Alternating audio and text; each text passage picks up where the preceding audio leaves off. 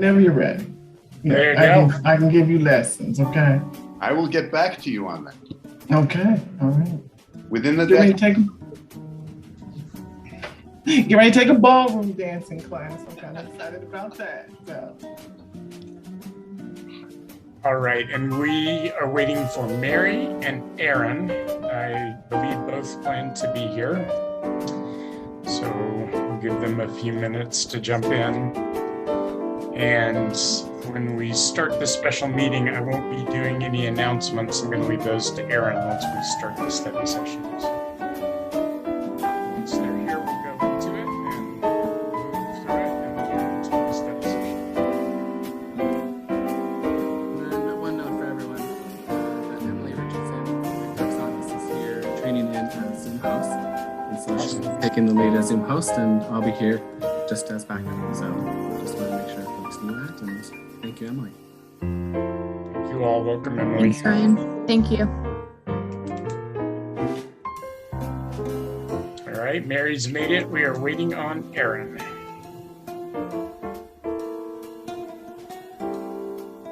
Mary, is that a virtual background or real?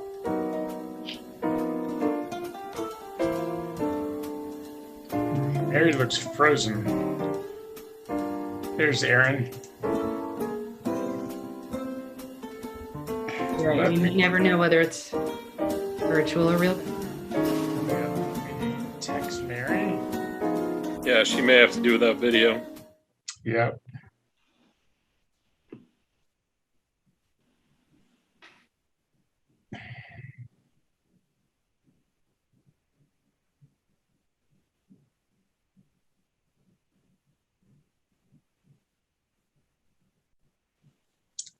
Mary, can you hear us?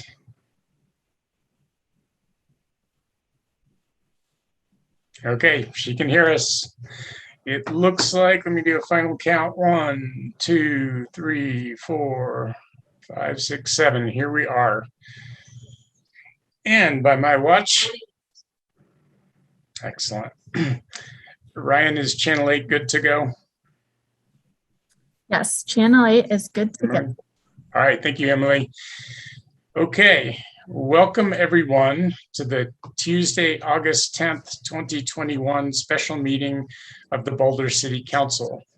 Alicia, would you please call the roll? Yes, sir, and good evening, everyone.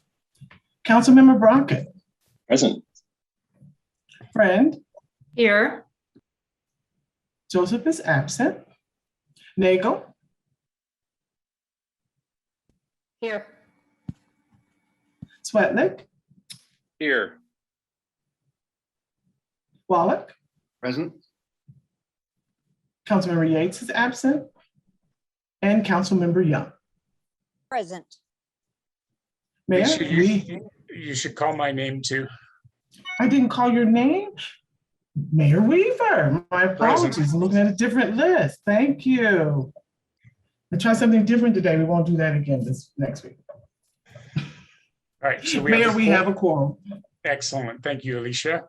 All right, the meeting tonight, the special meeting, only has consent agenda items. It's really one big item, which has two major parts to it. The two council members who are not with us tonight, Councilmember Joseph and Councilmember Yates, have recused themselves from the item we'll be considering tonight, so they will not be here tonight for this special meeting, nor do we expect them to be at either the September 14th or September 21st meeting due to their recusal. And those meetings we expect to have the same subject as tonight, which is annexation of CU South. So the two items that we will be considering tonight, the first one is technically the first one, item 2A1 is a resolution, and 2A2 is a first reading of an ordinance. And Alicia, would you like to formally take us to the consent agenda, please? Yes, sir. Thank you. Item 2A is the consideration of the following items related to the annexation and initial zoning of a 308.15 acre parcel, generally known as CU South, at 4886 and 5278 Table Mesa Drive. 718 Marshall Road, 0 Highway 36, 2 parcels, and 4745 West Moorhead, with an initial zoning designation of public. That is LUR 2019-00010. Item 2A1 is Resolution 1289, finding the annexation petition to annex approximately 308.15 acres of land in compliance with state statutes and establishing September 14th, 2021 as the date for a public hearing. Item 2A2 is the introduction, first reading, and consideration of a motion to order published by title only, Ordinance 8483, annexing to the city of Boulder approximately 308.15 acres of land with an initial zoning designation of public. Very good. Thank you, Alicia. And the two items tonight, the Ordinance 8483, which is the first reading of the annexation ordinance, that item has had a hotline come across, which made a minor change. The original version of that ordinance was an emergency measure, and the current version, which we have in front of us, is a non-emergency first reading of the annexation. I will be calling for a roll call vote on these items, and I will do that ordinance first, because if that passes, then the resolution 1289 is a resolution which is required by state law, which finds the annexation petition to be complete and in compliance with state statutes and establishing a public hearing date. That public hearing date would be September 14th, 2021, if the resolution passes. And that resolution does nothing except find the annexation to meet state statute and schedule a hearing date. And so with that, I do know that there is a question about keeping these on consent. And so Mirabai, I will turn to you and see if you'd like to say a few words. Thanks, Sam. Yeah, I would just like to pull item A off of the consent agenda. I feel that, one, overarchingly, that this is something that should go to the people and be put on the ballot for the people of Boulder to vote on. I believe that this is an issue that is so much larger than any of us. And though, yes, we are elected as council members to represent the city, this is a huge issue, and it really deserves to be in the people's hands for a vote. So that's one reason. And the other reason is I don't believe it is correct to be voting on something that doesn't technically exist. So that annexation agreement is in a draft form, but it is not an actual agreed upon document. And so therefore, I do not believe that it should be something we should be voted on. I don't expect this to be passed, but I need to put it out there for sake of mine and peace of mind. And there you have it. Very good. Thank you, Mirabai. And so I will take that as a motion to pull item 2A off of the consent agenda. So in keeping with the way I would like to run things tonight, I would like to do a roll call on the motion to lift from the consent agenda. Alicia, would you mind taking us through a roll call vote on Mirabai's motion, please? Yes, sir. We'll start with Council Member Wallach. Sorry, nay. Yates is absent. Young. Alicia, you missed me again. I'm sorry. In the I was alphabet. going to get back to you, sir. Okay, that's all right. Sorry. But that's okay. We'll go back to Mayor Weaver. No. Councilmember Young. No. Brockett. Nay. Friend. No. Nagel. Yes. Swetlick. No. The motion did not carry, sir. Very good. Thank you very much. And with that, I will turn to council. If anyone would like to make any comments or discussion beyond what Mirabai has already done, I would welcome that, or I would welcome a motion. Adam. Yeah, Sam, I do have a few questions. I don't expect answers immediately, but I think they're worth bringing up while we're in discussion mode. Just to, there's some community input that I want to make sure gets addressed. And I figured this is one of the best moments to do it. So do we have anyone here tonight? I think I saw Joe, who I'm probably going to direct these questions to. So Joe, if you want to pop in here, that would be appreciated. And Adam, if Yeah. it's okay, what we often do on first reading is refer questions to staff. So if it's not a simple answer and it requires a lot of explanation, would it be okay if Hotline came back with answers to your questions? Yeah, that's like I said, you don't have to answer right now. Just want to get the questions out there publicly to make sure they're part of the record. Perfect. That's great. Thanks, Sam. So my first question was, there's this analysis going around that represents that the flooding that happened that sort of set this project off, only 30% of it would be essentially allayed by the flood mitigations that we're planning, whereas 70% came from other sources. And I want to see what staff's take on that analysis was, just so we had a full sort of interpretation of that from staff, just because that's a big talking point in the community, and I think it's worth addressing, just so we can make sure we're having the best flood protection possible, whether that means including other things that we need to be doing as well, or just looking along those lines.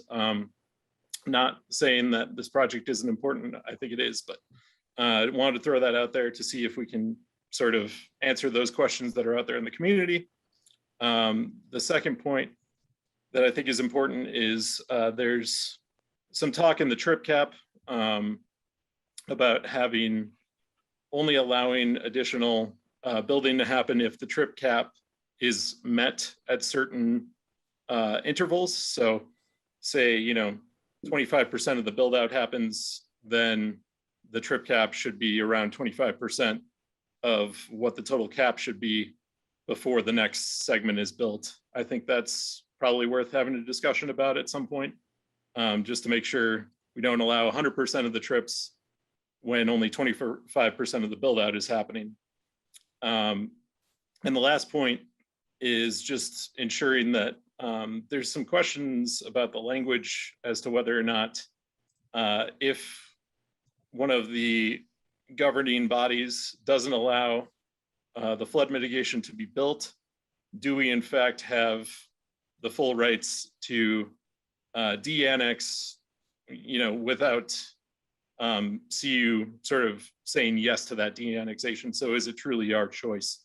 And I just want to dispel and make sure that those questions are answered along the way here. Again, doesn't have to happen tonight, but those are three topics that I thought were pretty important, that I'd like to hear a little bit more from staff about when we have the opportunity next time we talk, or over hotline would be even better, just to get it done faster.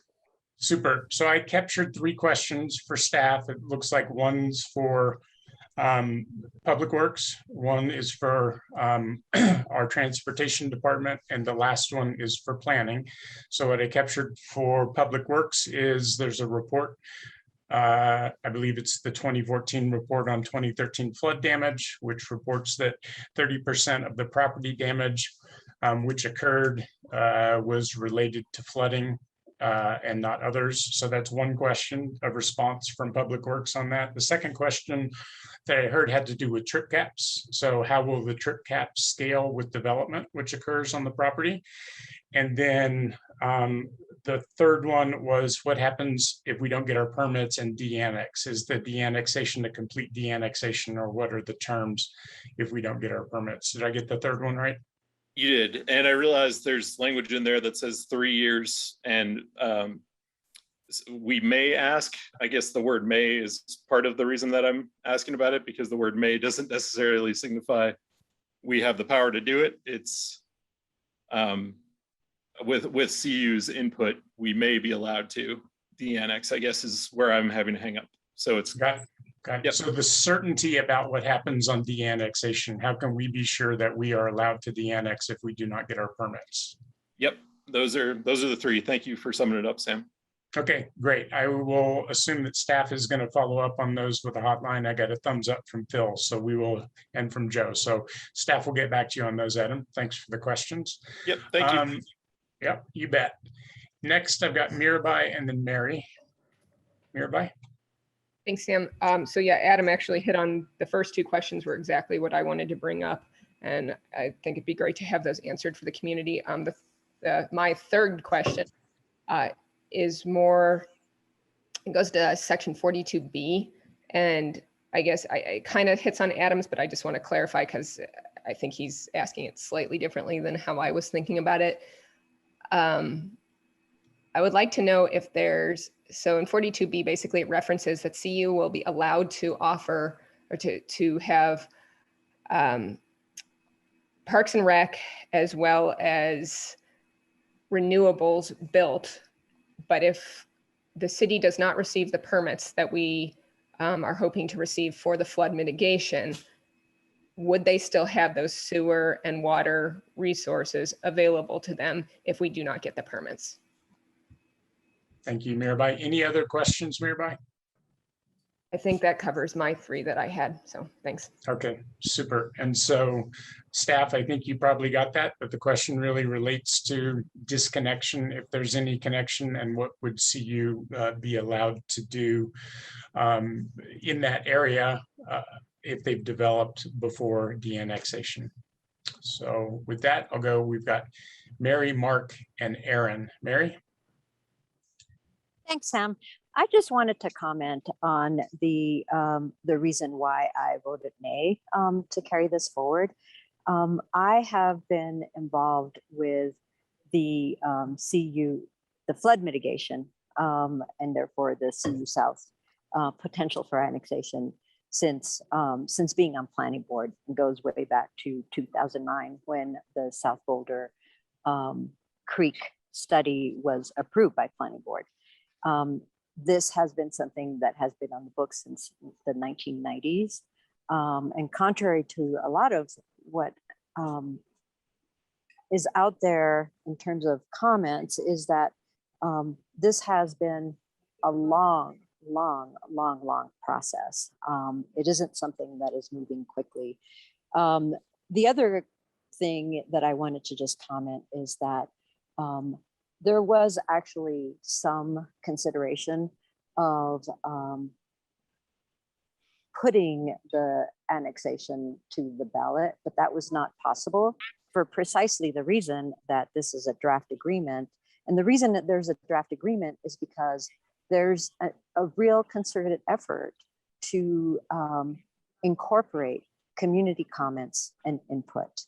And so I value Adam's and Mirabai's questions to get those answered and address those, and hopefully, if appropriate, to make some changes to the draft agreement. But the other thing is there will be a vote per the ballot initiative that was put on by the community. So that will be one vote. If this were to pass, there will be the potential for another vote should there be a referendum.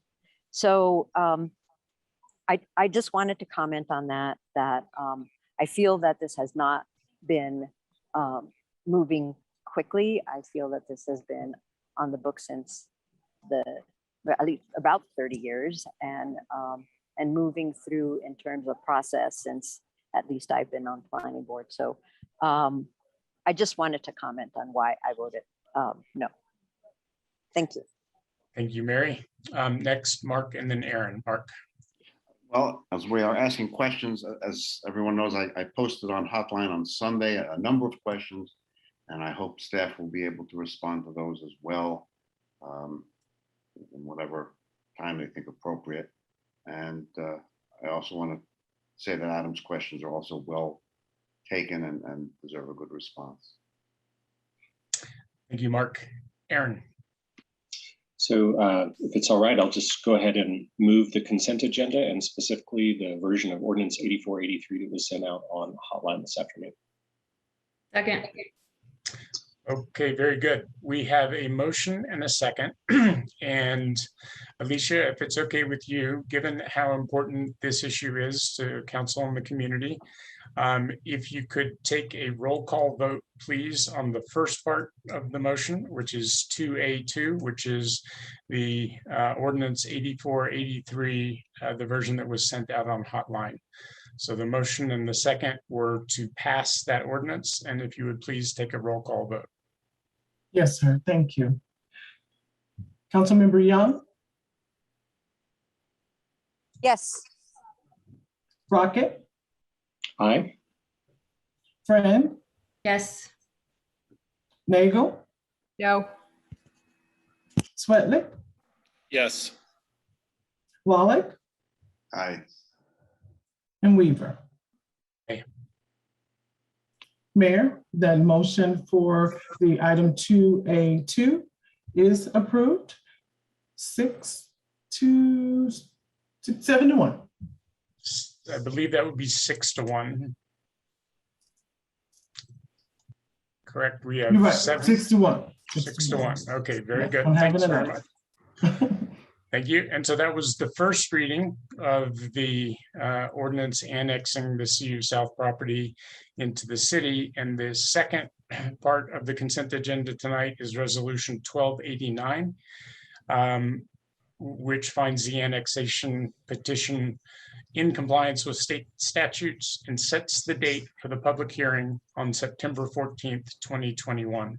So that has been moved and seconded. So Alicia, if you would please do a roll call vote on resolution 1289. Yes, sir. Councilmember Brockett, Aye. Friend, Yes. Nagel, No. Sweatlick, Yes. Wallach, Aye. Weaver, Yes. and Young. Yes. Mayor, resolution 1289 was approved, 6 to 1. Very good. Thank you for that, Alicia, and thank you, council. That concludes our consent agenda. And so with that, I will gavel this special meeting to a close at 6:21. And with that, I will turn the meeting over. Sorry, not the meeting. Meeting's over. The study session will begin, and Aaron will lead the study session. Aaron, would you like to take it away, please? Thanks, Sam. Appreciate you handing off the baton there. Good evening, everyone, and welcome to the August 10th study session of the Boulder City Council, where we'll be talking about a few different items, including the facilities master plan and some items related to our boards. So we do have a couple of announcements to kick things off. First of all, COVID-19 vaccinations. There you can find local information on how to get your vaccine and sign up for notifications, and you can do that at the website bouldercounty.org/families/disease/COVID-19/vaccines. So hopefully you can go out and get that vaccine if you haven't already. And the other item is about our mid-year boards and commissions recruitment. So we are currently seeking volunteers to serve on the following boards and commissions with current vacancies: the Beverage Licensing Authority, the Boulder Junction Access District Parking Commission, the Boulder Junction Access District Travel Demand Management Commission, and Downtown Management Commission, and the Housing Advisory Board. Volunteers appointed to serve on a board or commission help City Council examine issues and in turn work with elected officials and staff to shape the future of Boulder. Applications are now open and applicants must be at least 18 years of age. So for more information about these boards and commissions and to complete an application, hop on over to bouldercolorado.gov/government/boards-and-commissions. And now, before we get started, Sandra, would you like to, or sorry, Alicia, would you like to call the roll for our study session, which I understand is necessary?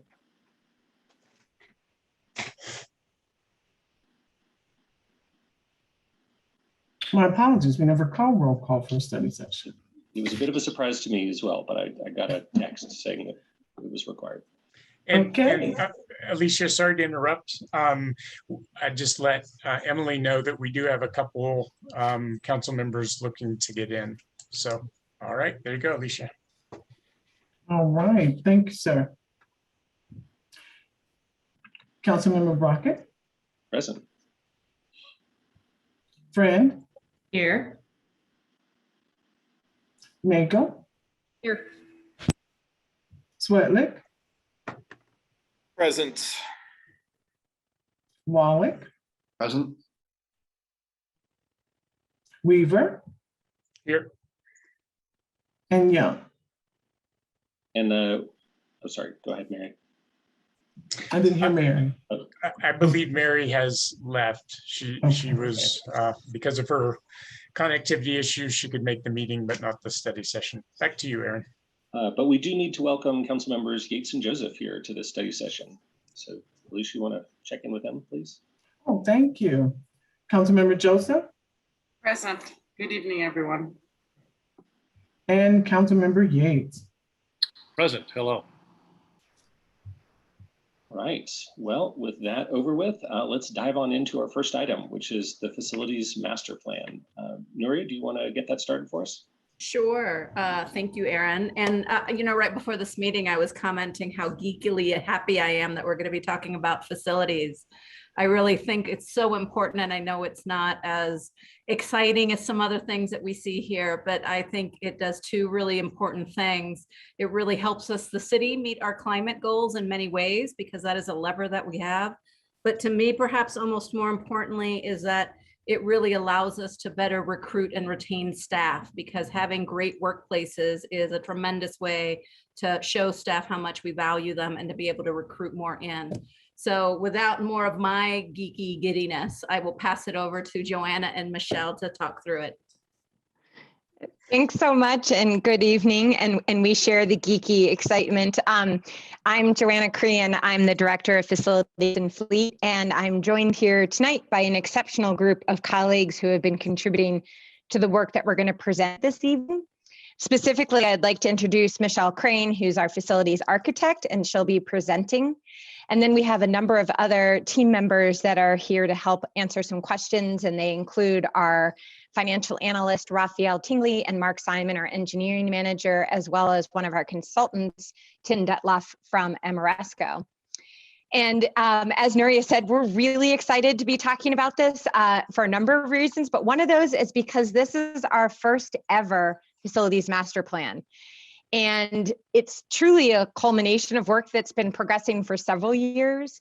Some of you are probably more familiar than others, but facilities as a department only recently was created in March 2020, which turned out to be quite a time. And honestly, it was set up to serve citywide, but this was a recommendation that came from our Public Works and Planning Assessment.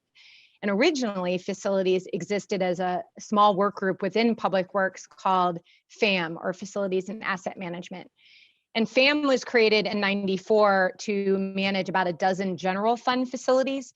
So originally, the FAM master plan that was done in 2005 focused on just those buildings.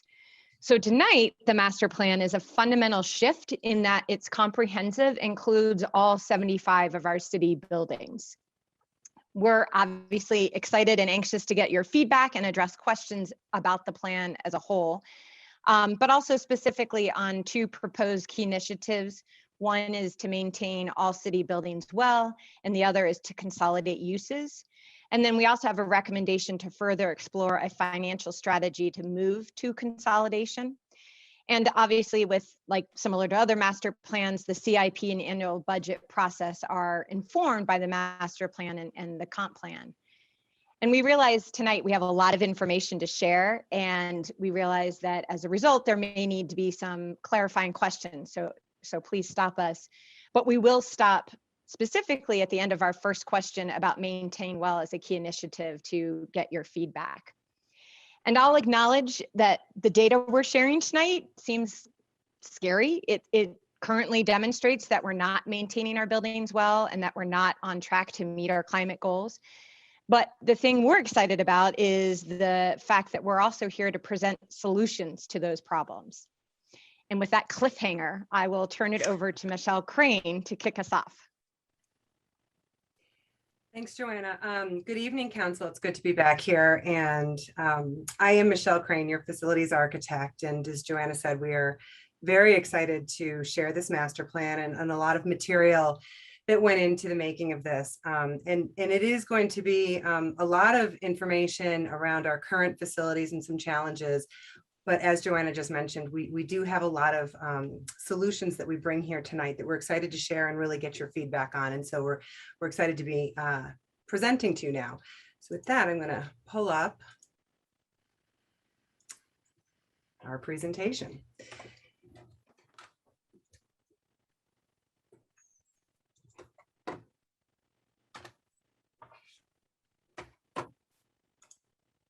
Oh, there we go. So to start our journey, I want to start with sharing really the scope of this plan. As mentioned, it's 75 buildings, but it's in total just under 2 million square feet and just under $600 million in current replacement value. This portfolio represents really all of our city buildings with the exception of our 3 utilities plants, simply because their scale, their size, and their energy consumption really kind of make the rest of our analysis in a pale in comparison. And so the principles of this plan, the methodologies, and what we use to assess buildings, they all pertain to those plans. And so it is suggested that we do a separate analysis on those to bring strategic actions and recommendations there. But they're the 3 that are excluded from the data set. And we've broken our 75 buildings really into 2 key categories. And we're starting here with what we're calling our decentralized buildings. These buildings were strategically placed in our community to serve really specific geographic areas. And the types of those are listed here on the slide. And in total, it's about 55 buildings. The other category of buildings that we have are dispersed throughout the city, but it was not so much by design. They actually serve our community at large. And their current specific location isn't necessarily critical to the service they deliver. At times, it's actually can be a disservice to our community and our staff being so spread out across the city. This category makes up roughly a quarter of our city buildings. Collectively, all 75 buildings provide a wide array of services to our community. And the needs of each of these buildings to deliver those services is equally widely varying. While we have such an eclectic mix of buildings, there are core commonalities across all these buildings, core elements that are shared and common goals that we look to achieve as a city. And so it really is the overarching goal of this facilities master plan to bring all these buildings under one roof, their shared attributes and impacts collectively together, to see them more as a comprehensive system. When we consider them and manage them as a network, we can be more efficient, we can be more equitable across our buildings to achieve our common citywide goals. And so our master plan is really meant to take this bird's eye view of our building portfolio as a whole, the key initiatives that we're recommending and the actions and the subsequent policies are really meant to address all of our buildings rather than just discrete subsets.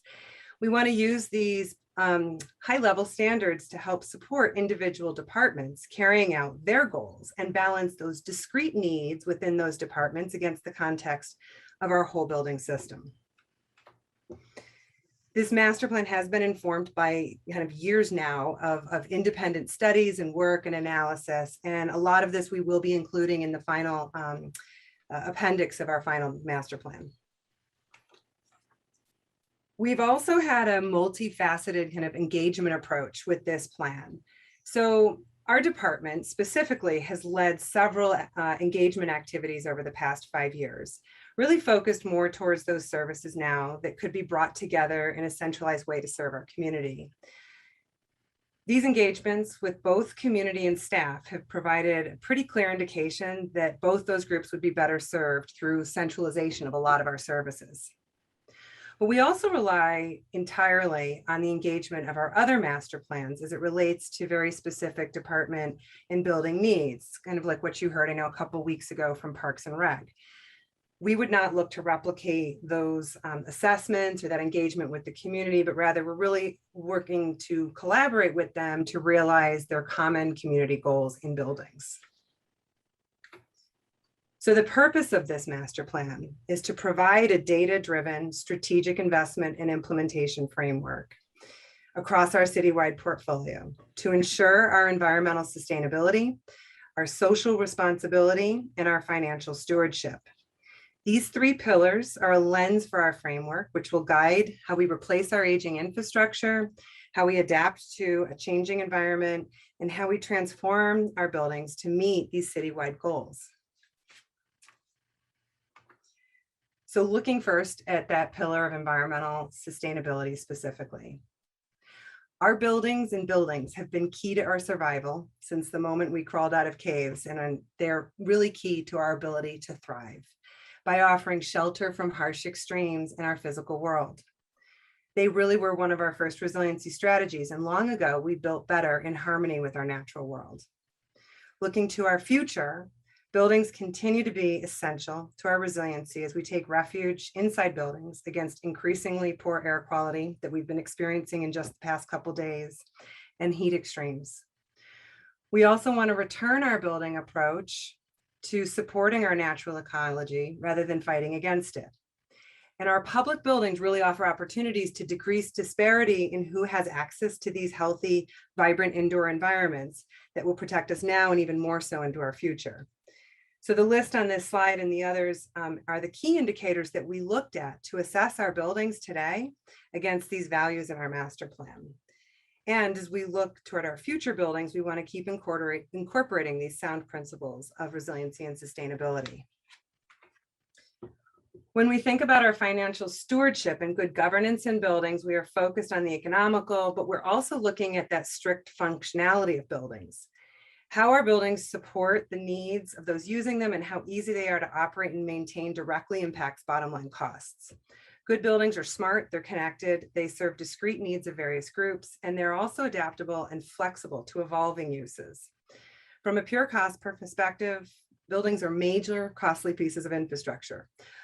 Upfront design and construction costs are only 10% of the total cost of ownership of a building lasting more than 50 years. So making really good upfront design decisions that play to a building's longevity can save tens or hundreds of million dollars over that building's lifetime. As we look at our last pillar of social responsibility, North Americans spend 90% of their lives inside buildings. I think we're under that average here in Boulder, but still, we live our lives inside buildings. So our experience in them is really not trivial, but it's vital. It has measurable impacts on our mental and our physical health. Our experience inside buildings shapes our social interactions for better or worse, depending on the environment we create. And we can include or exclude people simply by the layout of a space. We can make people feel welcomed, safe, and at ease, and a part of our community through thoughtful crafting our environment. And we can ensure services are accessible and equitably delivered just by where we place buildings in our community. So we've assessed our current buildings through this lens, and we do want to improve on these aspects of our future municipal buildings. So now kind of moving into more concretely of our analysis of our 75 buildings and where we are today. So just to start, for our analysis, we did employ a robust asset planning and management tool. All 75 of these buildings have gone through a condition assessment and are now dynamically loaded into this database.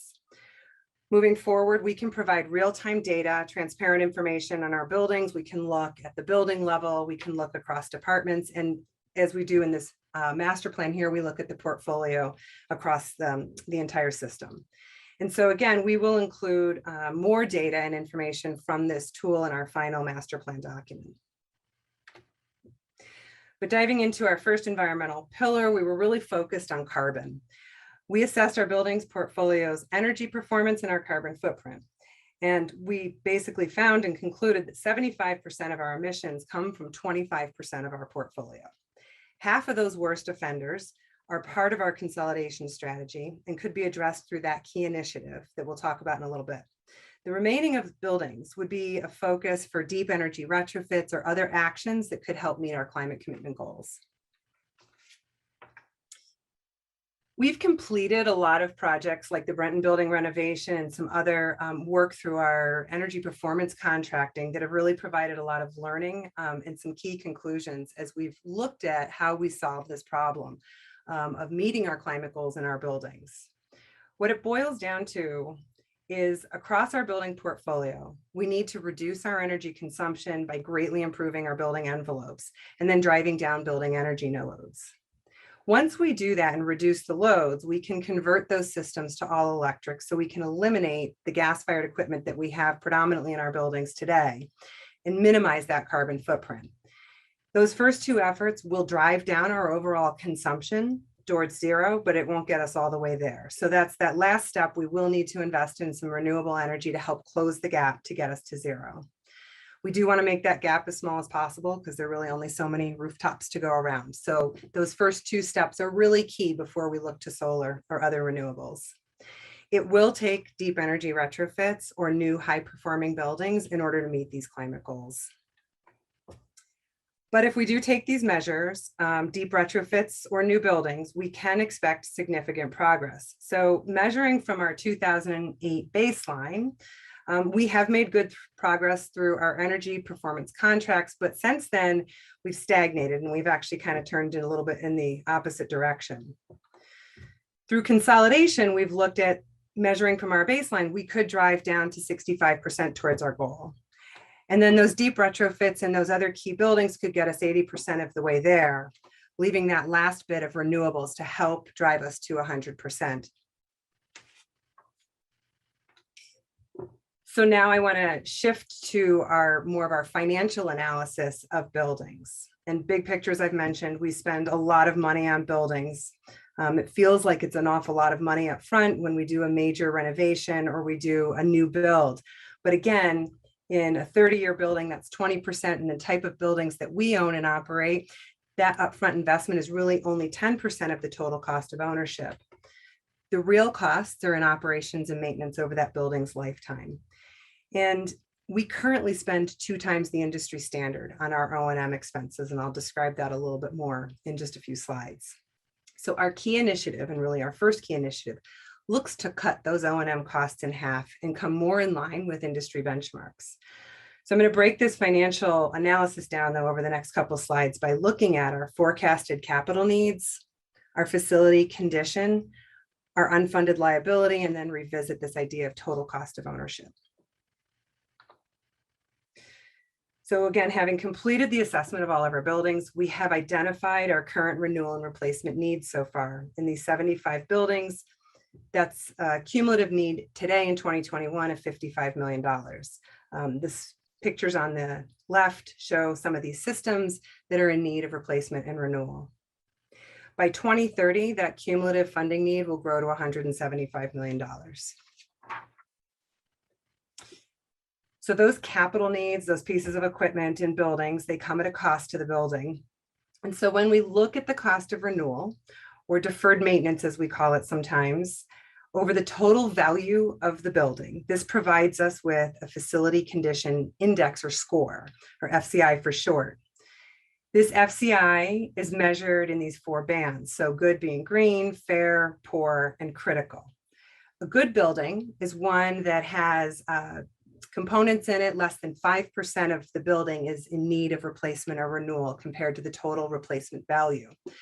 A critical building is one that has more than 30% of the building needing repair or renewal.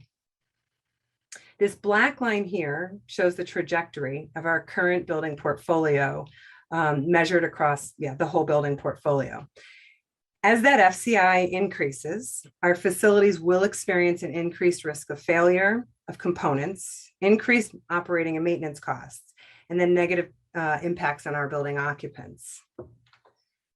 This blue line shows our current annual funding. So we put $2.3 million annually towards our facility renewal. By 2030, our annual funding need will be $10.5 million. And our current funding succeeds in delaying when we cross essentially that critical line by just a few years.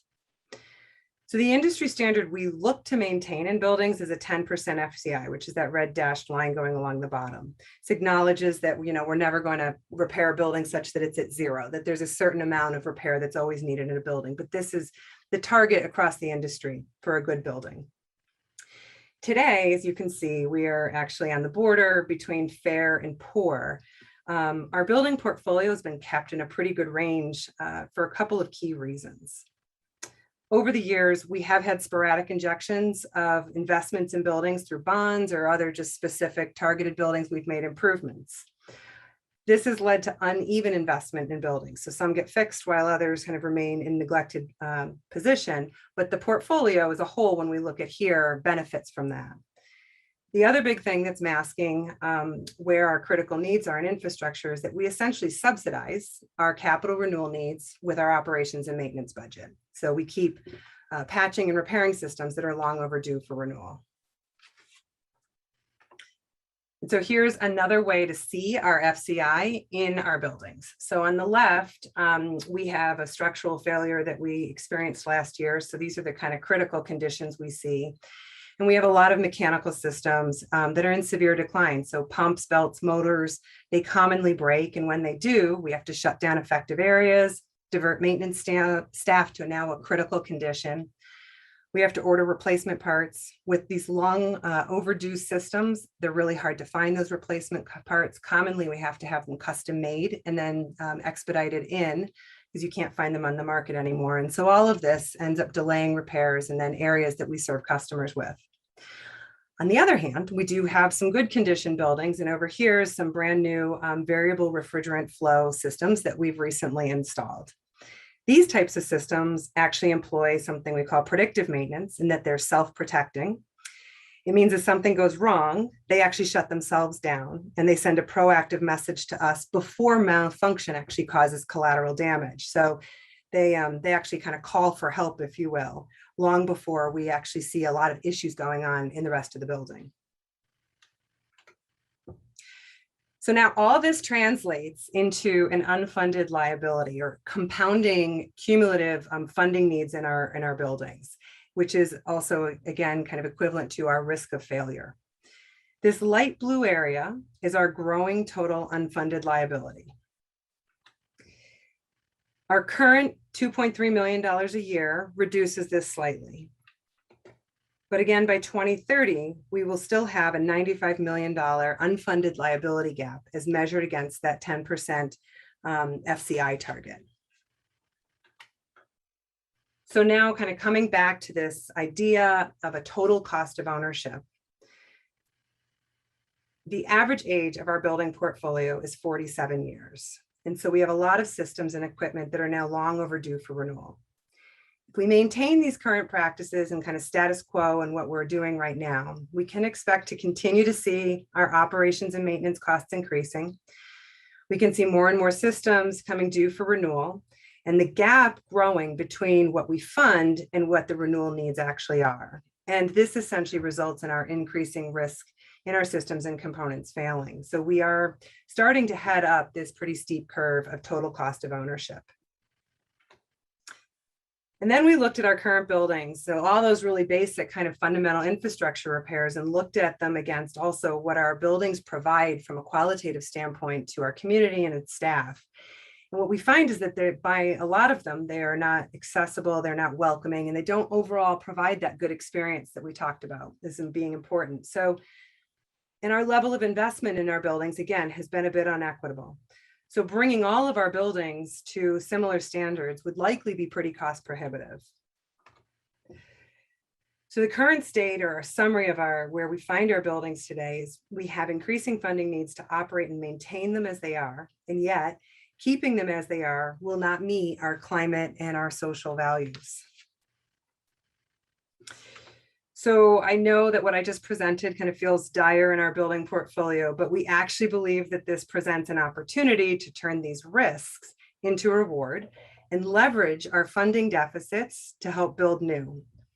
We are recommending 2 key initiatives in this master plan that make the most significant impact really portfolio-wide to help turn us in a different direction. So the first initiative is the Maintain Well initiative, or as the Boulder Valley Comp Plan puts it, taking care of what we own. And then the second is to consolidate services. And so I'm going to go through just the Maintain Well one briefly here, and then I will pause for our first council question. So the primary goal of this key initiative is to phase all of our buildings towards a model of good governance and operational excellence. We make very large investments in brand new buildings or heavily renovated ones. And we want to ensure at that point that we hold that value of what we just invested in over time. We are currently highly reactive. We're running to stay ahead of system failure in our buildings. And our operations and maintenance budgets, as I've stated, are 2 times the industry standard because we're patching up systems that should have been renewed or replaced a long time ago. So we want to phase in this model of ownership that reduces our risk in buildings by providing reliable planned capital renewal to extend systems and building life.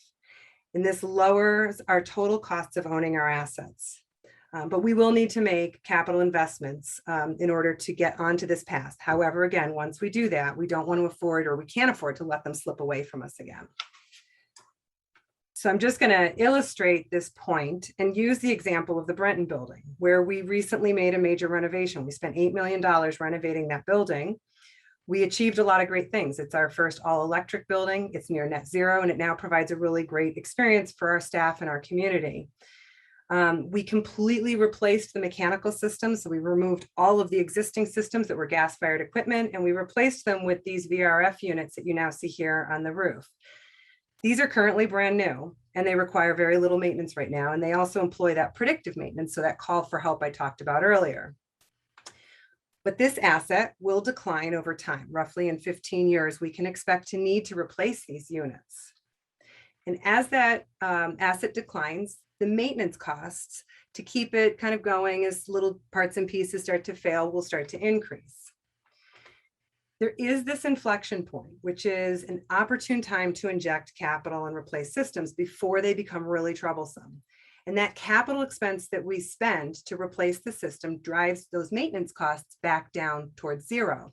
And we kind of put this on a new good path towards building renewal. Right now, we have a lot of equipment past this inflection point. And so there are the mechanical systems and the units that you see here now are really causing a lot of time and demand on our staff and on just repairing and replacing these. And this is where we are experiencing increased and ever-going maintenance costs to avoid total system failures. So then just briefly, again, revisiting this graph and just showing how this smart technology actually, when we employ this, extends even more that total cost of ownership. When we can get ahead and use proactive maintenance in buildings, we can push out that capital renewal cost, and we can consequently keep those maintenance costs low for longer. So over the total lifespan of a building, we're looking at less capital renewal by enacting those more proactive and predictive measures in our maintenance. So it is the recommendation, the first one of this master plan, to phase in the strategies that I just described and work to maintain a 10% FCI on all of our buildings by setting aside 2% of the current replacement value annually to fund our future renewal needs. We propose phasing this in by first funding our most recent significant investments. There are 4 buildings that fall into this category with a combined funding request of $370,000, based on that 2% CRV. Moving forward, following any new construction or major renovations, an ongoing budget request would be made to help maintain that asset at that 10% FCI through this sort of dedicated annual funding. It is unavoidable that we do need to invest in capital and in our buildings to address our currently failing systems. Our next key initiative is aimed at a more strategic way to address that investment, that initial investment as a whole. This initiative is, again, really aimed at making sure that we don't repeat the past and taking care of those large investments once we made them to lower our O&M and our total cost of ownership. So this brings us to our first council question for the evening. Does council agree with the draft recommendation to prioritize the Maintain Well strategic initiative? And with that, again, funding requests in support of this would be brought forward as part of our annual budgeting process. And with that, I will turn it over to Councilman Brockett, and I can take this slide down for discussion. Yeah, thanks so much, Michelle and Joanna. Why don't we start and see if any council members have questions about what we've heard so far. And Mark is the first one out of the gate, followed by Adam. Okay. In terms of resilience, isn't there a flip side to this? If we do a lot of consolidation in a couple of buildings, You know, if the heating and cooling systems go down, and the building becomes uninhabitable, instead of putting one department out of business, you're putting a number of departments out of business. Is there an element of that in your calculations? Well, as we get to that strategy too, and we talk about it more, we can address that more discreetly. But really, just like we talked about proactive and predictive, a lot of what's best practices in building today is to employ really redundant features. And so by building in redundancy, we can help avoid a lot of that, you know, if one area goes down, you know, taking out another. Really, in many ways with these current buildings, we're struggling to meet resiliency goals by the fact that they're kind of failing even before we have an event, if you will. But a redundancy is really probably the key that would actually take care of and help address that. $577 million of CRV. Is that doesn't include leased properties, I assume? It does. The 75 buildings does include our lease properties. So, you know, when we are in our appendix, we'll break down all of those sets and exactly what buildings are included. But this 75 buildings does include the buildings that we lease out. Yeah, lease out. And I guess my last question for the moment, I'll have more later. In the engagement that was done on this subject, was the engagement being done in the context of actual projected numbers in terms of new buildings, the cost of new buildings, et cetera? No, the engagement that we've done so far with the community was really asking more of those qualitative questions around, you know, how people access services, how easy it is to access services. At that time, when we were doing those engagements, we didn't have a lot of numbers, but we've had, you know, council meetings really focused on Alpine Balsam in the Western campus up to this point. So I think, you know, as we lean into more consolidation, we can look at engagement around these numbers. Okay, thank you. Great, Adam. Thanks, Aaron. I have a little bit of a history question, and this may have been better when our old city manager was here, but I feel like not only for facilities, but for a number of our departments, speaking of inflection points, we as a city have gone past an inflection point where all of this deferred maintenance, all of these capital costs have just really, really compounded. And, you know, I think we as a council over the last 2 years have heard from just about every single department about how big these costs are and how now is the time to address them. So my question is, why are we taking stock now compared to, you know, and this may be for people who have been around a little longer than me even, why is now the time? I totally agree that these are important things, but it just, you know, hasn't happened until now, and now we're hearing about all of these. So I'm happy to jump in unless somebody else would like to address that. But part of that honestly has to do with, as we've learned more over time related to some of the conversations that we've had and some of the opportunities that's created. But strictly from a facilities perspective, a lot of, at least around the infrastructure, as I was mentioning earlier, it was brought forward in looking at a very one piece of the pie as opposed to an entirety. So some of that has been a fundamental, and I really want to emphasize, a fundamental shift in how we've thought about it and how we've approached it. But you're right, there is some of what you're seeing is that a lot of things have maybe not been addressed for a long time. And so now there all is this an inflection point that seems to be kind of across the board. Yeah, Chris may have something to add as well. Sorry. Yeah, please do, Nuria. Thank you. Yeah, I might jump in here just a little bit, and I think Joanna captured it really well. And maybe the other piece that I'd add is kind of related to what we've been talking about for renewal of the community culture safety tax. in that since 2009, we've been working to implement the recommendations of the Blue Ribbon Commission. And part of that was a recognition that we were not investing in city capital infrastructure the way that we should. It was 2008 or 2009. Our entire CIP was like $20 million.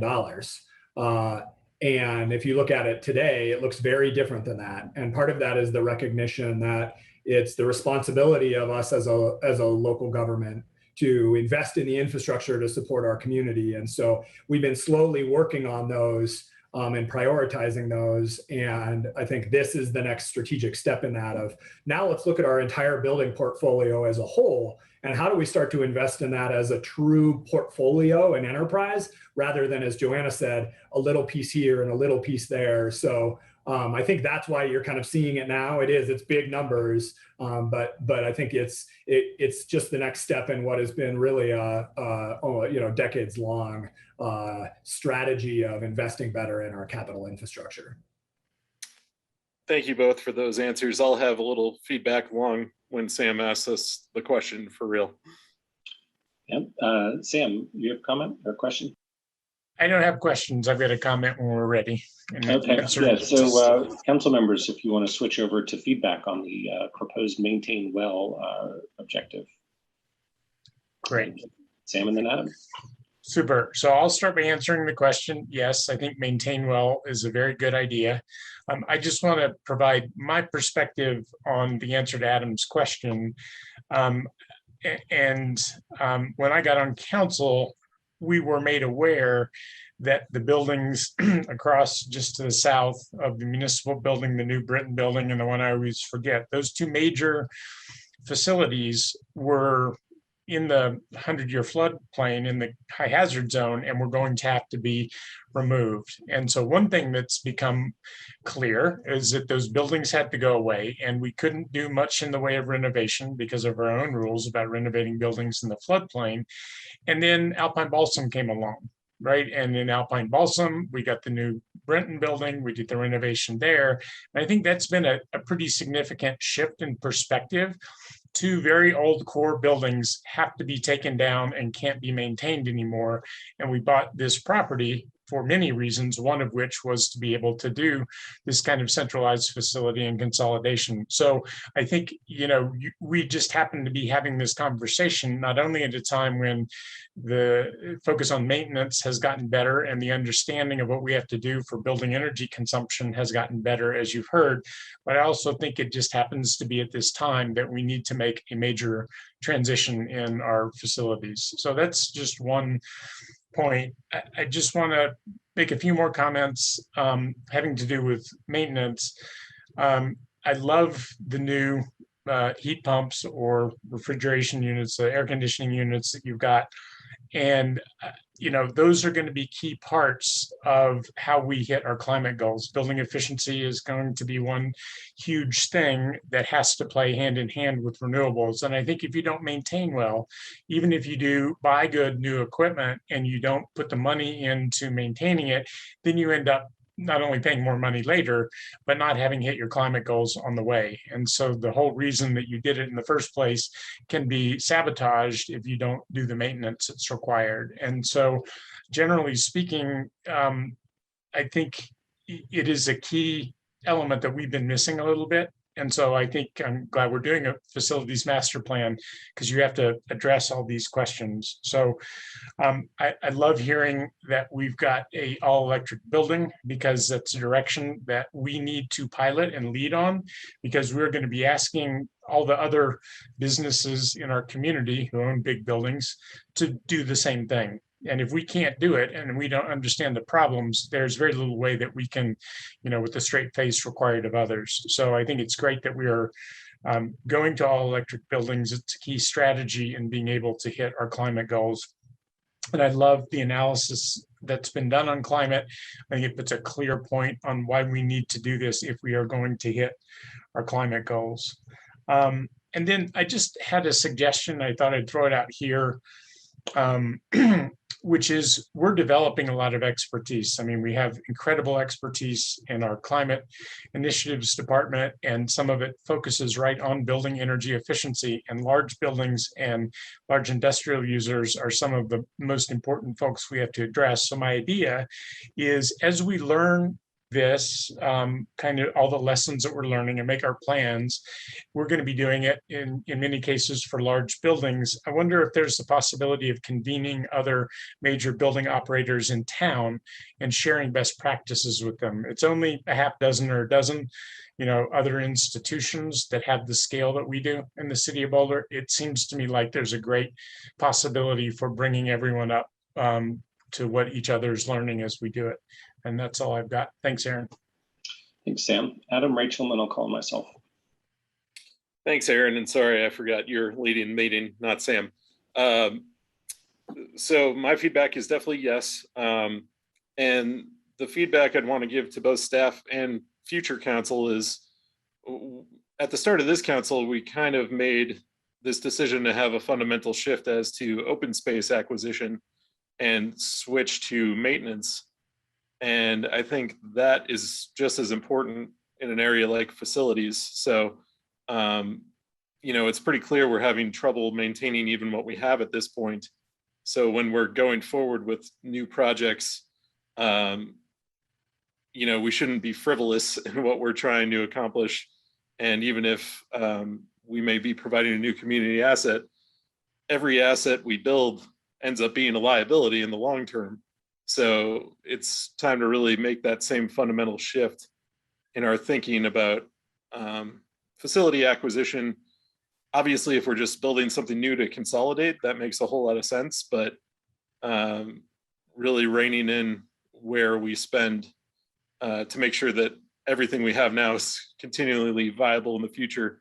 I just really want to make that same shift in thought like we did with open space. Thanks, Adam. Rachel? Thanks, Aaron, and agree with what Sam and Adam have said before. And I would agree, yes, to maintain well, and I appreciate Adam's focus on maintenance and maintaining organizationally. And obviously we have to do it within the financial realities of the whole organization. So I guess I just wondered or wanted to put out there, when we did the fire master plan, I thought that was really helpful that we had like the tiered options and sort of trade-offs of what we might get or give for different, like, I don't know, gold, silver, bronze tiers or something like that. So when it comes back to us, and I don't know what form that will be within the maintain well, and taking into account organizational financial realities, can we maybe see it presented in that sort of format again? That's all I got. Thank you. Thanks, Rachel. I'll call myself and then nearby. So yes, I agree as well. I really appreciate the analysis. It seems spot on. And it seems like the approach that we need to take. But to Adam's point about the other community systems that are facing similar challenges, I think about the pavement in town, for example, which I think has a very similar kind of inflection point, right? That if you put money into it at that whatever 10 or 15 year point, then you can keep it in good shape without spending as much money over time. And if you let it degrade, you're in much worse shape, right? And those are not the only areas that have a similar issue. So just as Rachel said, in terms of our overall financial resources, yes, we should take this approach with our buildings, but we also need to be taking it with our other systems as well. And so that's just a careful financial balancing act over the years to make sure we can apply a similar approach to all of our different departments and areas. And hopefully our community will pass the community culture, safety, and resilience tax, which will help enormously with staying on top of these things. And then I'll just say that it seems like generally people agree with your proposal. So council, give us your other thoughts, but it sounds like we're heading towards agreement. Mirabai. Thanks, Aaron. Yeah, I'll just keep it very brief. I do agree with this moving forward, and it's something I said when we had our update a few weeks ago or last week.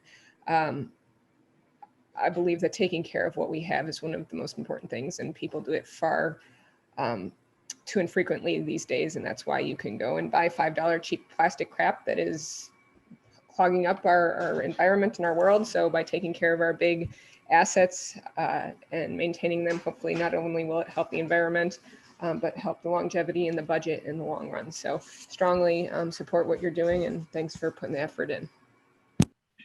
Thanks, Mayor Vine. I don't see any other council member hands, so if there's nobody else, we can turn it back over to Michelle or Joanna for the next bit. Great, thank you. I will go ahead and put up our Consolidate Services Initiative. And again, just to address a lot of your questions around, how we've gotten to the state and moving forward and the solutions that we're trying to present in this master plan. It really is the strategic advantage of bringing all of our buildings under one roof, as I talked about really early in the presentation. And I think it's going to come out in this Consolidate Services, how doing this sort of initiative and looking across all of our building portfolio actually provides financial opportunities that we have not had when we looked at things discretely. And so I think just that to underpin that is one of the benefits that I think we have here today, looking across all of our facilities that we've not had in the past. And so that's really what's been exciting for us to be able to do that. And with that, I'll go ahead and share this initiative, but I think it gets at some of the questions that were just brought up. So this is our second key initiative, is to look at consolidating services. We have over the past several years with the community and staff, as I talked about earlier, completed a number of discrete planning studies and building projects. We've talked with the community, and they have informed this initiative. We have developed some conceptual plans on both sites to test the possibilities. And by both sites, I mean Alpine Balsam, or that Western City campus as we're calling it. And we've been looking out at the property that we own at the current MSC and now what we're calling the Eastern City campus, because again, we've owned both of these existing sites. And we've looked far enough just so we really understood the possibilities that they present, but also the challenges. We know there's complexities with both of these sites. It's allowed us to put just at least some high level costs together and really have at least a high level understanding of these sites so that we can compare them and we can balance them against the cost inherent in just maintaining our buildings as they currently are, kind of in place. So what we have found is that consolidating services from more than 20 buildings, which would be part of this, to these two sites can address many of those challenges that I presented earlier and make a significant positive impact across our entire building portfolio. We can greatly reduce our carbon emissions, and we can greatly reduce our unfunded liability portfolio-wide and better serve our community. Through consolidation, we can vacate space in both the civic area and out around Valmont Park, allowing council and the community to revisit those master plan goals and objectives for those two areas. In this approach, we also hold the possibility to create net positive sites. We could put energy back into the system. We can employ practices of ecological restoration and encourage biodiversity on these sites. And we can be a one-stop shop for our community, providing essential services inside buildings that can provide clean indoor air and a cool place to be as we protect again against these future heat extremes. We can think towards our future now and ensure equitable access to a healthy built environment. And so these very real funding needs that we have in our current buildings presently to avoid more system failures, the expenses we have today in our operations and maintenance can be leveraged to transform our risks into these possibilities. And so that's what I really want to present and demonstrate over the next couple slides.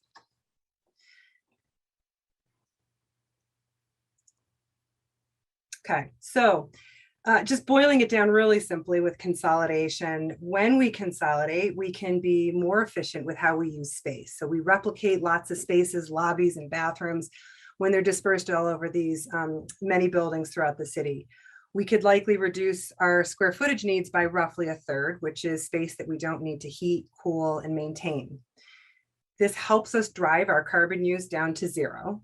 And we can also reduce the operations and maintenance costs in half by building smart buildings and really using that maintain well initiative as we now employ in new high performing buildings. So coming back to this concept of cumulative liability for our entire building portfolio, I shared that by 2030, that cumulative unfunded liability would be $175 million. Again, when we put our current funding in, that would reduce it to $152 million. When we consolidate to the Western campus, so over at Alpine Balsam, we would remove roughly 6 buildings. It could be more or less, but roughly 6 buildings from our portfolio. And we replace it with one new high-performing building, which is now on a new, better path with future renewal needs. So we get to reduce our unfunded liability to $145 million or less. But we also get to leverage the operational savings that we get from taking those highly reactive maintained buildings and equipment offline. And so put another way, we are no longer subsidizing our capital renewal needs by patching that failing equipment with our O&M budget. And so this becomes part of the key to some financing strategies. So in total, the Western City campus gives us a 40% reduction across our entire building portfolio. So now we look at doing the same thing out at the Eastern campus. And so we've brought that online by roughly 2030. And here we remove, again, another 15 buildings that are kind of sinking our portfolio. And we replace those with a high performing campus. And we reduce our unfunded liability across the portfolio to roughly $110 million. And again, we get to now leverage those operational savings by taking these really poor kind of draining buildings offline. And this gets us to roughly $75 million in a cumulative unfunded liability and a 60% reduction across the entire portfolio. But the lasting benefit of something like this and an approach like this is the legacy of consolidation, because that purple line that just came across is that we actually stabilize the risk moving forward. So that line that we started out with that's steep and ever increasing, because of these new practices and what we're employing in these buildings, in these campuses, we actually keep that risk level far more stable as we move into the future.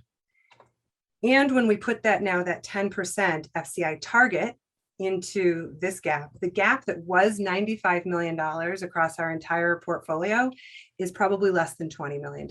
And so this is how it really affects our entire building portfolio and is an advantage across the whole system. So stepping back and looking at all the benefits, this initiative, it affects every department, because we're talking about a consolidation that would bring every department and aspects of those departments to these 2 campuses. And by extension, it's the customers they serve and our community at large. The initiative does drive us towards meeting our climate goals, and it allows us to improve our resiliency. It is a significant opportunity to address our social responsibility, because so much potential really exists in how we can develop these campuses. And of course, we would then be able to transition to a much better model of financial stewardship in our buildings. So at our master plan, it's our recommendation to pursue a consolidation strategy. Specifically, this means divesting in buildings that would go towards consolidation. So no longer looking at long-term strategies, but trying to pull ourselves out of those buildings. Seizing real estate opportunities that were timely and strategic, both acquisitions and disposal of properties. And then pursue creation of high-performing buildings and high-performing sites to achieve our citywide goals.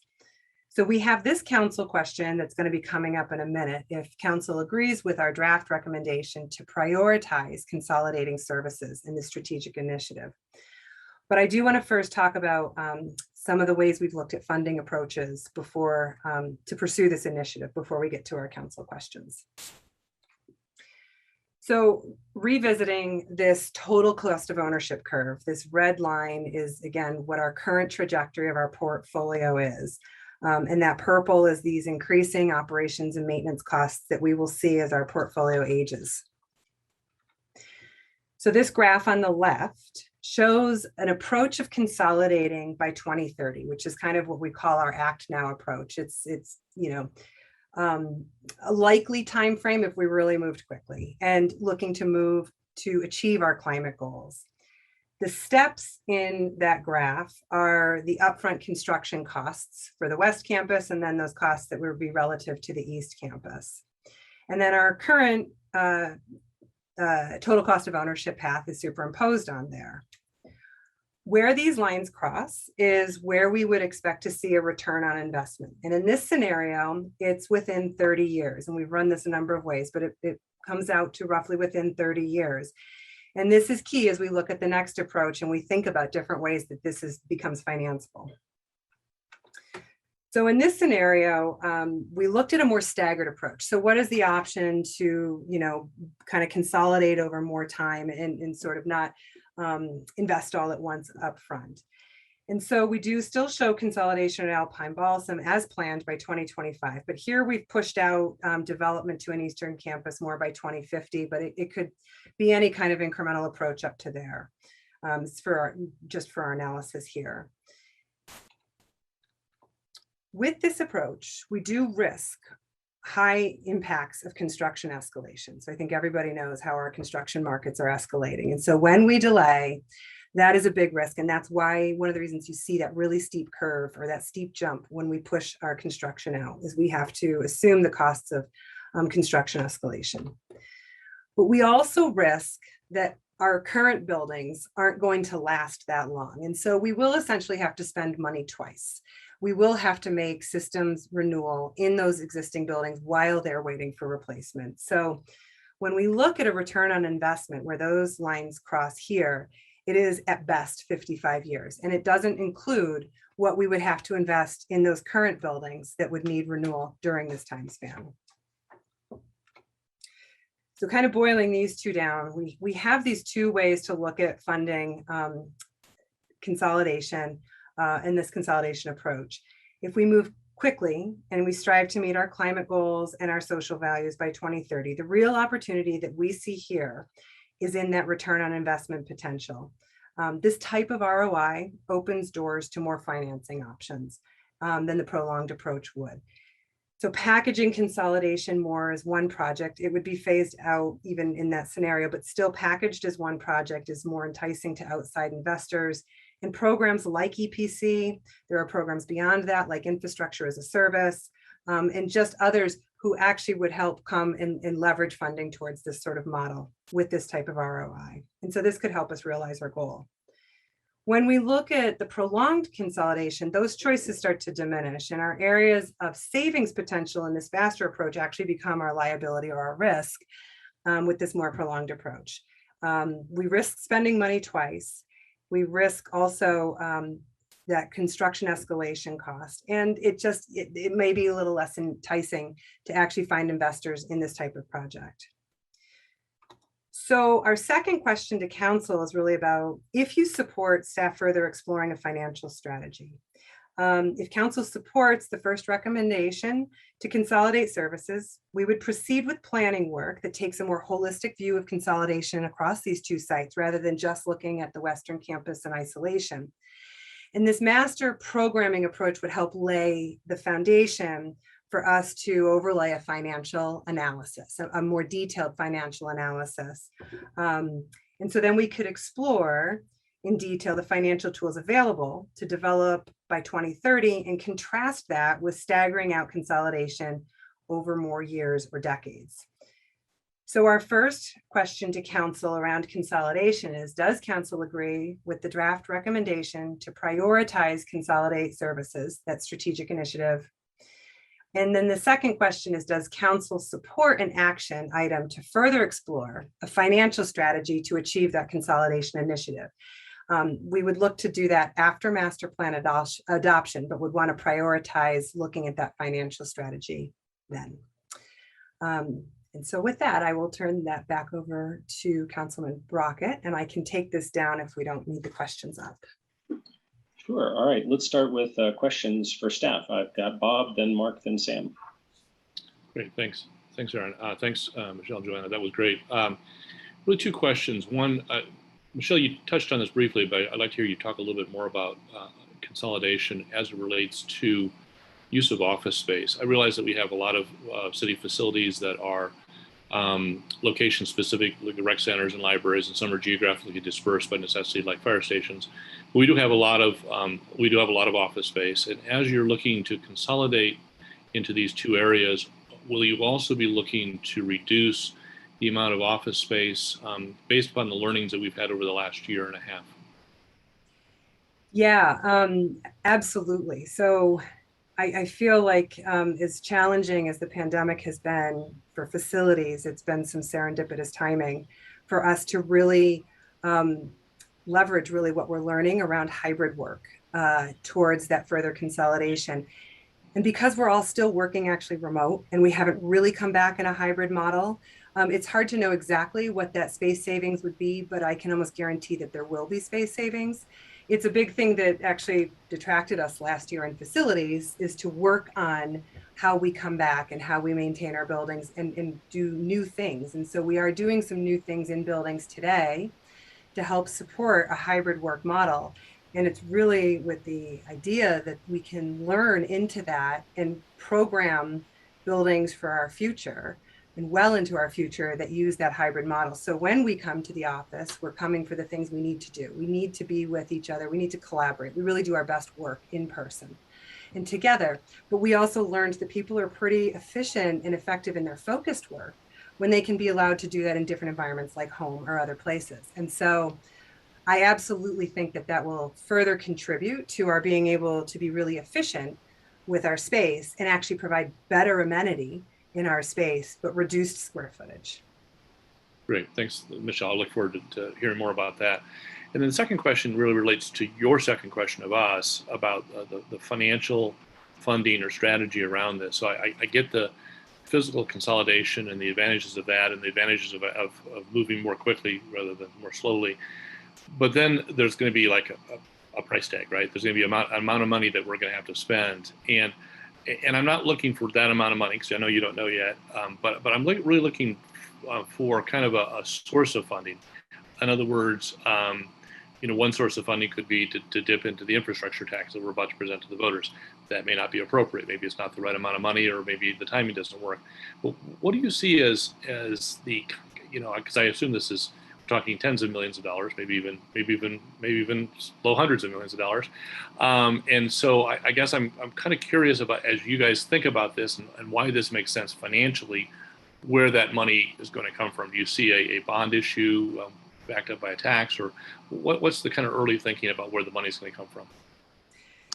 So I'm going to answer that. And then I also want to invite my colleague, Tim, to provide anything more he may see on that. But what we actually are looking at is, a bond is sort of the thing you can go to. But what we see here and what I presented in the savings that we see is much like we leverage energy performance contracting, where the future anticipated savings is able to be quantified in such a way that you can fund the upfront project. And so beyond energy savings, there are new programs like infrastructure as a service, which I brought up. And so it's only one tool in the toolbox, but it's things like that. That's what we see when we see a rough 30-year ROI. When we look at the numbers, is that it's within a period of time that there are a lot of companies like the ESCOs that we worked with, but then others who would look at this project and the guaranteed savings that we could achieve through O&M. Because of, frankly, how much we're paying today in O&M, there is just savings there that would help us bring that project to fruition and then be able to pay that back through those anticipated savings in the future. So that's one tool in the toolbox that we see. And what we look at, when I look at that gap, then that last slide, that 18 million across the entire portfolio, I think that or that 20 million, that's probably more a place where you look at the current CCS that could start to come in and bring the rest of the portfolio in line. But the consolidation just seems to present these financial tools. And that's really what we want to dig into more and really start to bring out. I think it's going to be a number of different types of things. We haven't accounted for rebates, energy rebates. And with a development like this and the kind of conversion we're talking about in our energy, the types of rebates could be really significant as we look to make this sorts of investment. We started because we were geeking out on this to try to go down those paths. And there were far too many assumptions before we brought this key question to council. We needed to understand if council supported this approach before we really felt like we could start to pin down these assumptions to dig into those financial tools more. So our financial analysis is actually very conservative because there were so many avenues to take. But those are just a couple, if that hopefully helps, that we see that we could leverage towards this before we have to look at anything like a bond measure. Great. Well, thanks. I look forward to hearing more about that, Michelle. Thank you. Thanks, Bob. Mark, then Sam, then Ginny. Yeah, like New Year, I'm a bit of an infrastructure geek, so I'm very happy with the way that you've looked at it. I would be delighted to be supportive of this approach, but it is very hard to do that in the absence of any idea of what kinds of dollar amounts we're talking about. There's a difference in trying to deal with a $50 million number or an $800 million number. And we really don't have any clear idea of the magnitude of this project over what time period and what total. So it's hard to treat this as other than an aspirational approach until we understand whether this is something we can actually get our heads around and our financial capabilities around to make it real. So I am warning the absence of that kind of information because it would have helped us a great deal. And I'm hoping in its next iteration, we can learn more of that kind of data because, as I said, there's a wide range of consequences from one number to another number. And we need to understand that. We need to know that before we can really throw up our hands and say, yay, let's go. I like the approach. I'd like to do this. I'd certainly like to achieve the energy savings and the greater workplace environment that could come with this. But we need to know this. And so I hope when you come back, you will have more information as to what we're looking at and and how we get from point A to point B financially. Thank you. Thanks, Mark. I'm hoping for questions for staff at this round. Sam, Ginny, and then Rachel. Thanks, Aaron. Yeah, my questions are on slide 46. Slide 46 is the one that has the act now approach and the prolonged approach. So it's comparing. You want to bring that up? Yeah, that'd be great. I think Okay. it would help as I ask the questions. Okay. Let me go ahead and share that.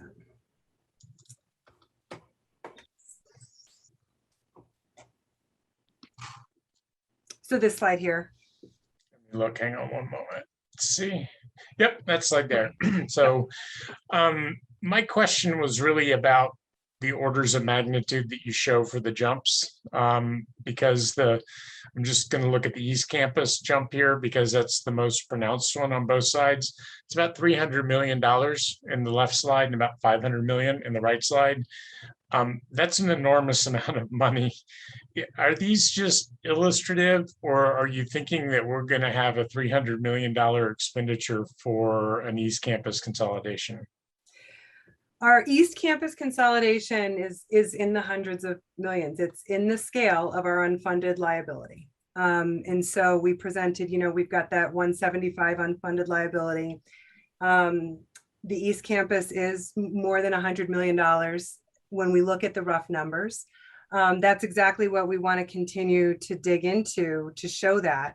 But again, when we look at our unfunded liability and the types of money that we will spend, we want to compare it against that because that is the type of scale of dollars that are needed as we move into the future.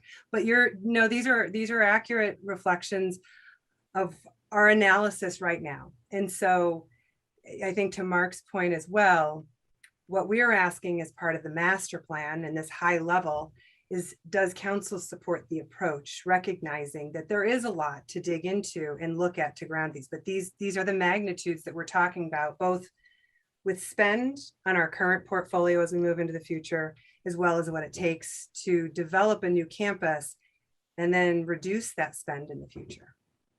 Super. I'll keep my comments for the comment section and ask a follow-up though. On the same slide, you showed these dollars, 2030 in the Act Now approach for the East Campus, $300 million expenditure-ish, and then The other one is 2050, $500 million expenditure because of construction escalation. Are those all expressed in today's dollars or in the dollars of that year? So, because we come back and forth to this and it's so hard, we across the portfolio looked at everything in today's dollars. With the exception of this one piece, you could not neglect understanding what construction escalation would do. So it is taking today's dollars, but escalating what that is for construction escalation. Sure, understood. Relative to everything else, we've tried to keep everything apples to apples because you can go down rabbit holes really quickly. Sure, but your construction escalation, when it's applied to today's dollars, but then flowed down in 2050 instead of 2030. Is that right? It is, but I'd like to confirm that and get back to you on that. I can jump in there and confirm that that's indeed the case. Okay, super. Yeah, I'll make a comment about it, but those were my two questions. Thanks. Sam, Junie, and then I'll have a question.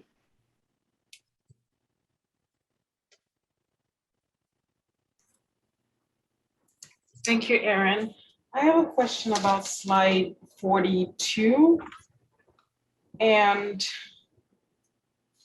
you mentioned the gap would be about $20 million with all the consolidation.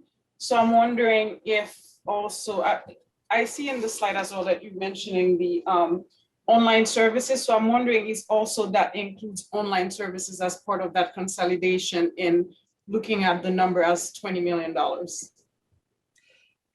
So when you mean online services, you mean the kind of transition that we've seen through the pandemic last year to being able to provide more?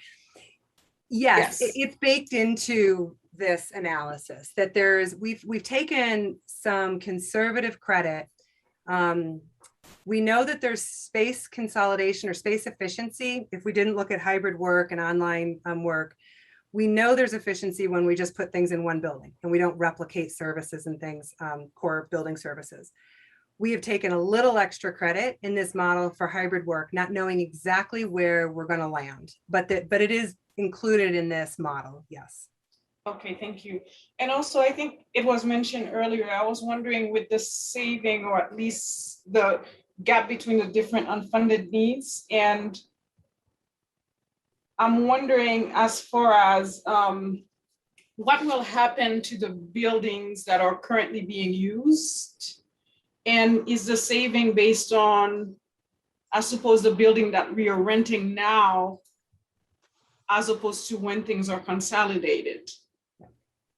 So that's a great question. It's another kind of easy rabbit hole to go down. And so we've actually chosen for this analysis not to take any credit for how we may get some monetary value out of properties that we vacate. When we looked at all those properties that are considered for consolidation, what we really find is just like our three pillars, there is social value, there's environmental value, and then there's financial value in those properties. And some of them have more environmental value, like the two that Sam talked about when we take them out of the high hazard flood zone, that provides more environmental benefit. Or as we sell a property, we can get financial benefit, but also through its redevelopment by somebody else, they will likely be meeting our energy codes when they renovate or transition that property. So all those things are possibilities that are not included in our financial analysis because they're so time sensitive. It's very hard to say that this property would sell at this time and bring financial benefit of X. And so again, we've excluded them, but we know that they could be included in there. So there would be a case-by-case analysis. And one last kind of example is, when I first joined the city, there was a lot of discussion around the civic area. We had just completed the park, and there was a lot of talk about the east bookend in the civic area. And up until now, we've not really been able to move that forward because there's a number of city services there. And so when we vacate through consolidation, that is one of the opportunities that opens up for us to look at that. And it's hard to put a price tag on that, but we know something will be associated. But that's one of the social values that we can start to look at and essentially allow to be back up for discussion. Thank you. Thank you, Aaron.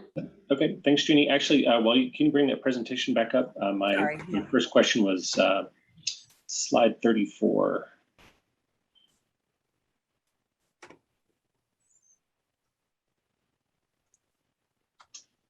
If you don't mind. Yeah.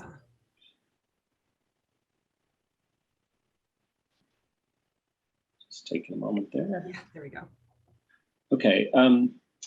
I may be mistaken, but that Western City Campus circle looks like it's around the North Boulder Rec Center instead of Alpine Balsam. Oh gosh, yes, I think you may be right. Now that we look at it, we'll check that. It should be around Alpine Balsam. Right. Okay. Thank you for that. And my other question was just on the consolidation to the Eastern City Campus. I understand many values of that, but one thing that concerns me about that is the lack of transit to that area. So, I get that we want to accelerate this for climate change purposes in terms of reducing the energy usage of our buildings, very important. But how will we address transportation energy use at that site? Yeah, that's a great question. We have been working in talking with planning in conjunction with the East Boulder Sub-Community Plan and transportation as well.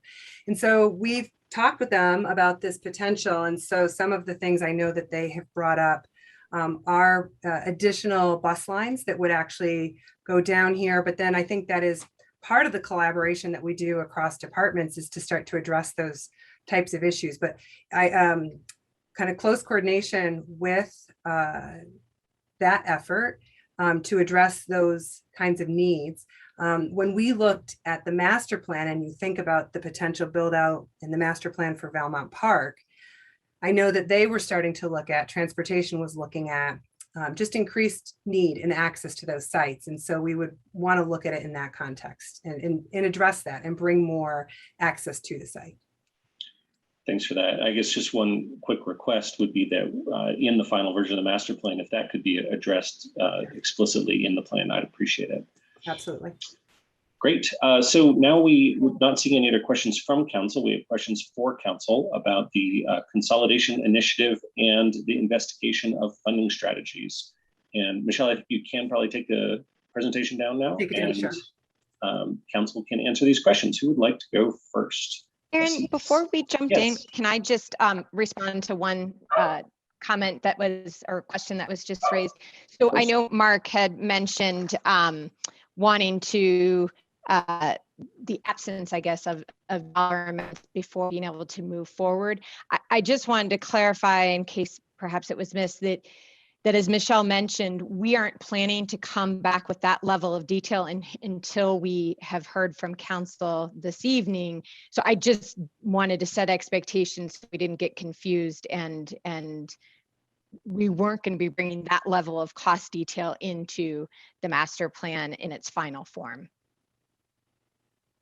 Okay, thanks for that, Joanna. Okay, comments. I got Sam, then Mark.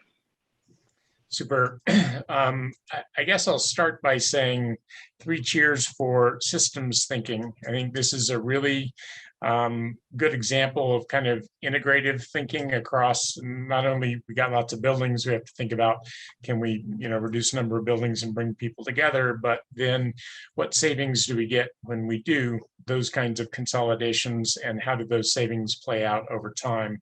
So I think it's a nice job that you've done in kind of teeing this up in a way that looks at many angles of the problem all at once. So I'll say thank you for that.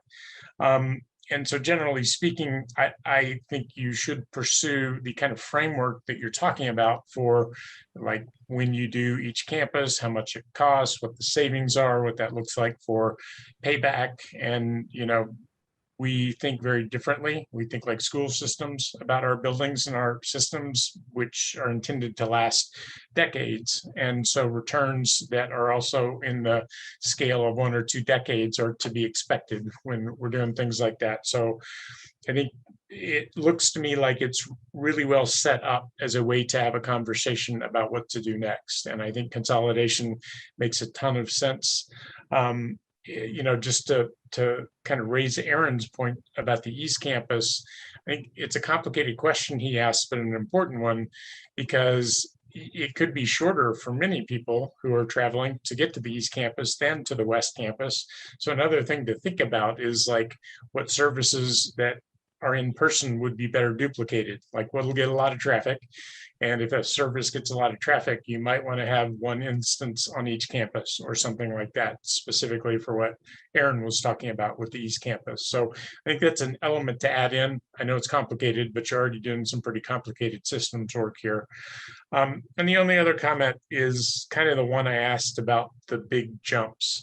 300 million seems like a lot. Like, you know, if I recall the number you had for our total replacement value, it was something in the order of 570 million. And so that year 2050 East Campus cost of 500 million expressed in today's dollars seems like an incredible amount. That's like replacing the entire building fleet in 2050. I know you put an escalator for construction inflation in there, but if those are mostly in today's dollars, I think both of those numbers seem out of scale a little bit to me. You know, I could believe 100 million, 300 million in 2030 is going to be a huge impact, and 500 million in 2050 will be a huge impact. So however you could think of the phasing that could go around that and the financing that you talked about, like whether it's ESCO financing or some other financing, I think that kind of financing softens those cliffs, because there's no way we're going to be able to climb a cliff like that. You know, those dollar amounts are too much. So I like the framework. It seems like the next step in the framework is going to be bringing in another level of resolution that we can see what that's really going to look like as far as how we're going to have to budget to get to it. You know, is it going to be bonding like Bob asked, or are we going to pay for it out of savings? Like, how to do that at those big cliffs is going to have really important financial ramifications. So I think you're on the right track. I thought the plan looked really good. Graphics are great, and the points are laid out in a way you can understand. But I think to Mark and Bob and others' points about the dollar amounts, we need to figure out how we're going to soften those, because we couldn't possibly take 500 million over 5 years. That's it. Thank you very much. Thanks for that, Sam. If folks wouldn't mind, I'll colloquy on one of Sam's last points there. It seems like part of that issue is that you're using today's dollars. And it seems like incorporating the time value of money would be important to this analysis, because you're using inflation to increase the amount of dollars that we would owe, but not then taking down the amount so you're using construction inflation, which is higher than regular inflation, but then you're not taking it down by the amount of inflation to show that it's those dollars will become worth less at that time. So that seemed like maybe a way that those numbers might make a little bit more sense, and I think might be a really useful part of that analysis. Great. Thanks for letting me get that in. Mark and then Jeannie. Yeah, as I said before, I am supportive of the approach. I like the approach. You're thinking in terms of systems analysis rather than one-offs, and I think it's great. But as Sam said, you know, the component that we really need to see is how we get from point A to point B, and you know, we need a lot more on that. But in terms of, you know, the questions that you posed, I like the consolidation. I think it makes sense if we can do it. And now we have to figure out a way that we can do it. So there's going to be a lot of financial analysis that's required to get us off the dime on this one, because those numbers, as Sam said, are huge and almost unimaginable in terms of our resources. So, go to work. Thanks, Mark. Jeannie and then Adam.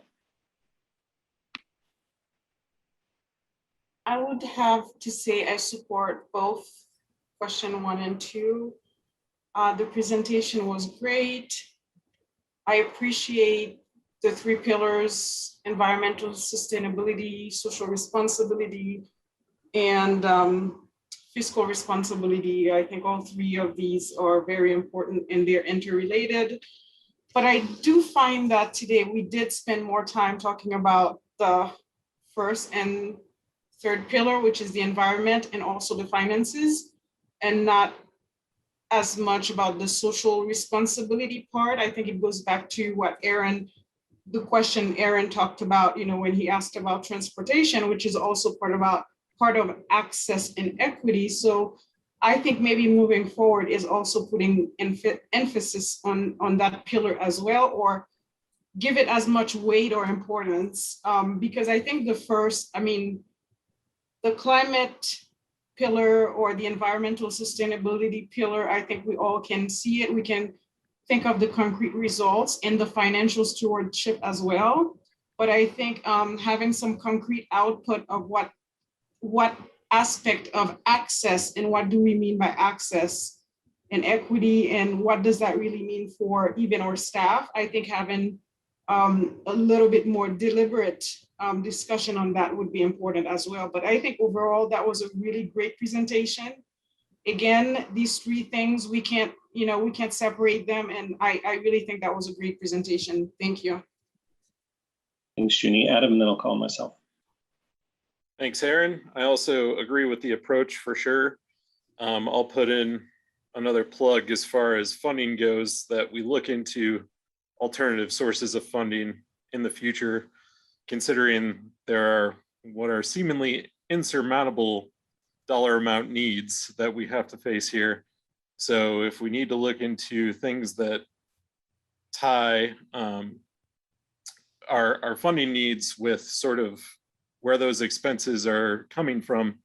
So for example, we're an in-commuting town, and if we can maybe look at that large corporation or publicly traded company type head tax to fund some of these infrastructure needs that are long-term, that may be a good viable option for raising some of these funds that we clearly don't have the ability to do right now. So for future councils, please keep the options on the table for funding. Thanks for that, Adam. And I agree with what's been said. I think y'all are doing a great job. I look forward to the next iterations, and the funding will be a challenge, of course, but that idea of, say, for example, bonding against future savings, something like that sounds very interesting. As ways to interesting toolkits to have tools in our toolkit. So it seems like generally people agree with where you're going. I don't know if anybody else wants to put in any other words in, but people seem in favor. So thanks so much for all of your work on this. It's phenomenal presentations and quality of work, and look forward to seeing the final product. And did you get everything you needed from us, or do you have anything else you need? This was fantastic. Yeah, no, this is very helpful, and thank you for the feedback. To be, I think, clear on Joanna's point earlier, this was really what we were looking for was, council agreeing that we're on the right path with looking at consolidation. So in bringing our final master plan, our timeline and goal is to bring that for adoption in October. And so we will bring the strategies forward, and what we will continue to do and prioritize is the financial analysis. So the deep dive that you're all speaking of, it's exactly the blessing we were sort of looking for, is to go down a bunch of rabbit holes, but we really wanted to ensure you all felt we were on the right path before we did that. But just understanding that timeline that we're looking at, we'll bring this plan forward as these initiatives, and then follow up with that deeper financial analysis, and look forward to bringing that back to all of you. And incorporate, of course, the comments that have been made around the master plan. I appreciate the ones around social responsibility and the others. We'll make sure to incorporate those as we go forward with the master plan. But thank you so much. I think this is exactly, we've got what we were looking for, our marching orders. So appreciate this. Fantastic. Thanks so much, Michelle. All right. Well, have a good night. But we've got another thing to move on to, which is discussion of concept plan process coordinations amongst multiple boards. Nuri, I'll hand this over for you. Yep, and just on that previous presentation, want to also thank you and thank staff. An enormous amount of work went into that. And while we need to continue digging in on the financial strategies, it was good to hear that we're on the right path. And that's really what we were looking for. So thank you for that.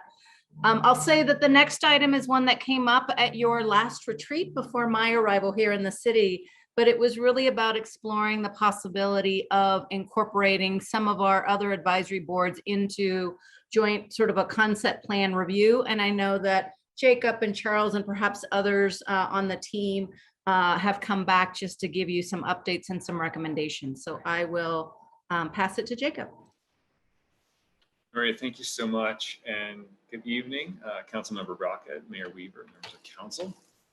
To begin this presentation, I'd first like to acknowledge the work of Charles Farrow, whose tremendous knowledge of the process has helped create the presentation that you'll see this evening, as well as the work of Helen Panawig, who's given legal oversight to our recommendations.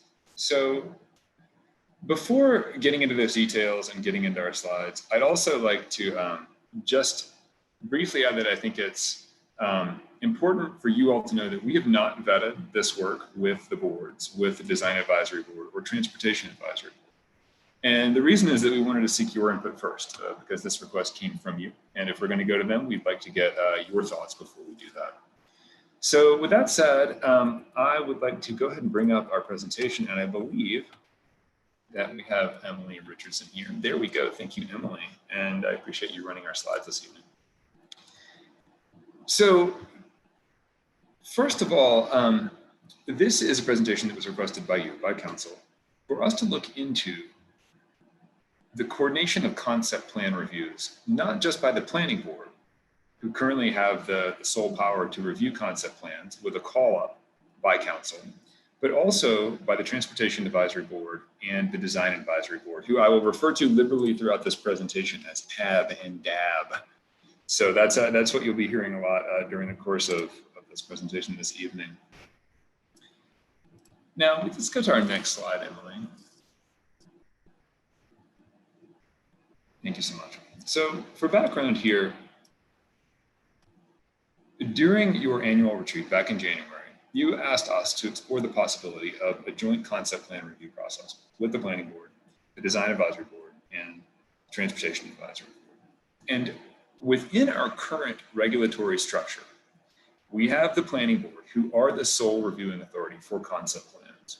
Then we have the DAB and TAB, who are precluded from Title IX review processes. Now, I think that among you are many experts. To clarify some of this terminology, first and foremost, the concept plan review process is a process that occurs at the beginning of a development's life, when you all have the ability, Planning Board first and council with a call-up, to give general comments into the overall direction of a project, its site plan, its overall layout, its transportation connections, even the design of its buildings at the very beginning.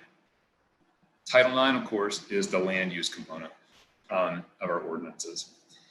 And to add to this background, I would say that as an outside observer and a relative newcomer to the city of Boulder, what you have here is a process that's been fairly elegantly designed to give tremendous discretion to the Planning Board and council at the very earliest phases of a development's process. And this is really unique and quite powerful. So we'll go to our next slide. In terms of the role and authority of the Planning Board in concept plan review, this role of the Planning Board was established under Section 74 of the City Charter. And the board was granted quasi-judicial authority to perform all functions in Title IX Land Use Code, and that includes concept plan review applications. And specifically as it relates to concept plan review, the board can solicit comments from staff, the public. The concept plan process solicits comments from us, from the public, from the Planning Board, early in the process. Those comments are advisory, no votes are taken when concept plans are reviewed. And they're typically used to inform the further site review application, which happens later and is a somewhat more concrete process. The Planning Board is the sole authority, and it of course is subject to call up by you as City Council. I'll also add that for those of you who have served on the Planning Board, you're familiar with the many duties that are assigned to that board. And again, I think that this process of concept plan review is unique to Boulder. And it's actually a fairly sophisticated process because it gives you so much discretion to comment on site design and architecture early on. This is somewhat unique among communities, and I think it's a powerful tool. We'll go to our next slide. In terms of, so now we'll shift into the two boards, the Design Advisory Board and the Transportation Advisory Board. In terms of DAB, their role and authority is granted under Section 2. And the purpose of the board is to encourage thoughtful, well-designed development projects that are sensitive to the existing character of an area or a character established by adopted design guidelines for plans for the area. And they, of course, make recommendations on amendments to the downtown urban design guidelines and discretionary projects downtown, which is the site review process. They are again precluded from discussing land use matters unless it is requested by either the city manager, the planning board, or council. And the city manager in this term, of course, refers to staff generally.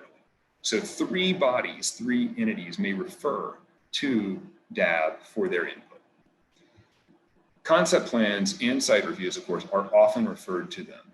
And some great examples of projects recently that have received impressive and helpful input from the Design Advisory Board include the REV project, which was significantly improved. The First Presbyterian site, which was significantly improved. And consistently, I have seen since my arrival here in Boulder, that this board improves the design of projects. And we'll go to the next slide. Second, in regards to the Transportation Advisory Board, their roles and authority. They, of course, are granted authority under Section 2, once again, and their job is different. Their role is to advise the city manager, the planning board, and you all, city council, concerning any transportation matter, except as set forth in the section. It goes on to enumerate those things. And what they do, what the tab does, are transportation-related CIP projects.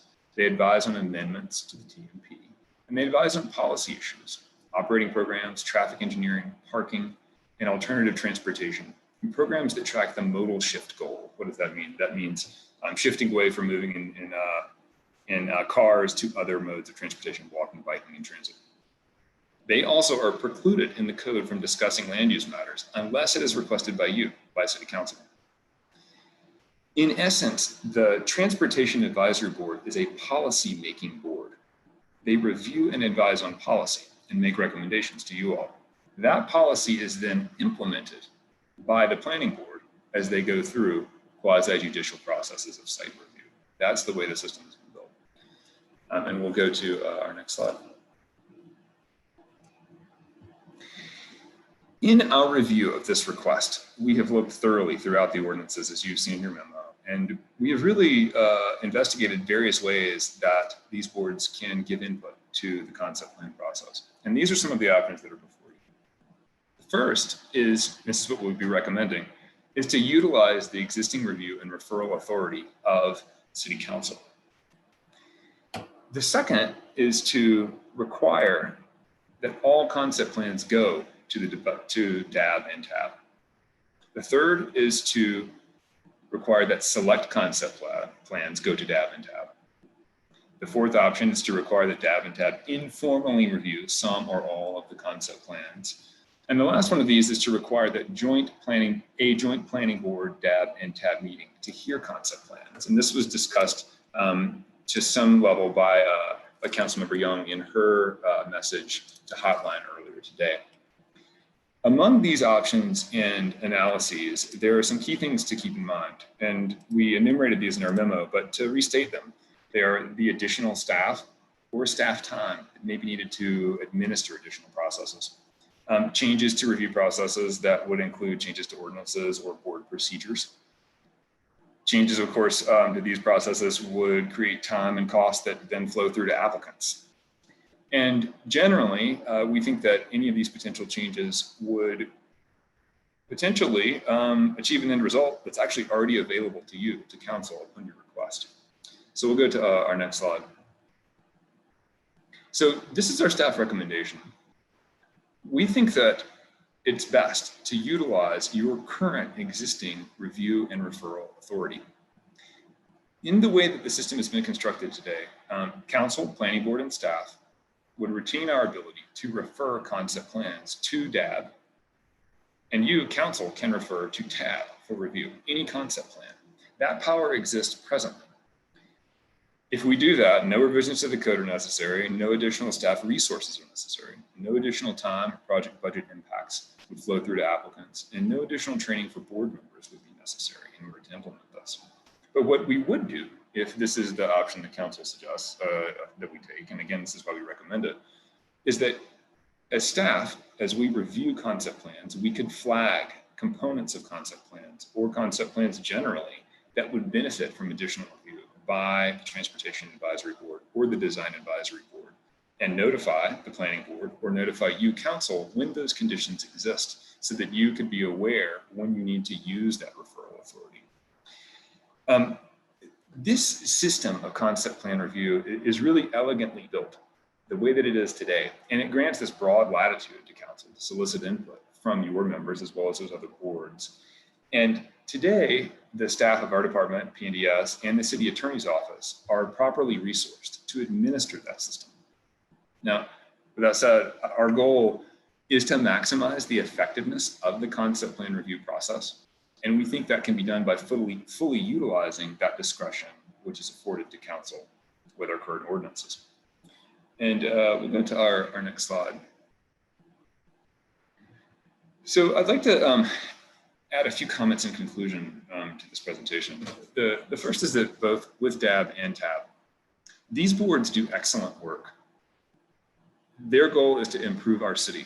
And we want, from a staff standpoint, we want to empower and enable them to do that great work.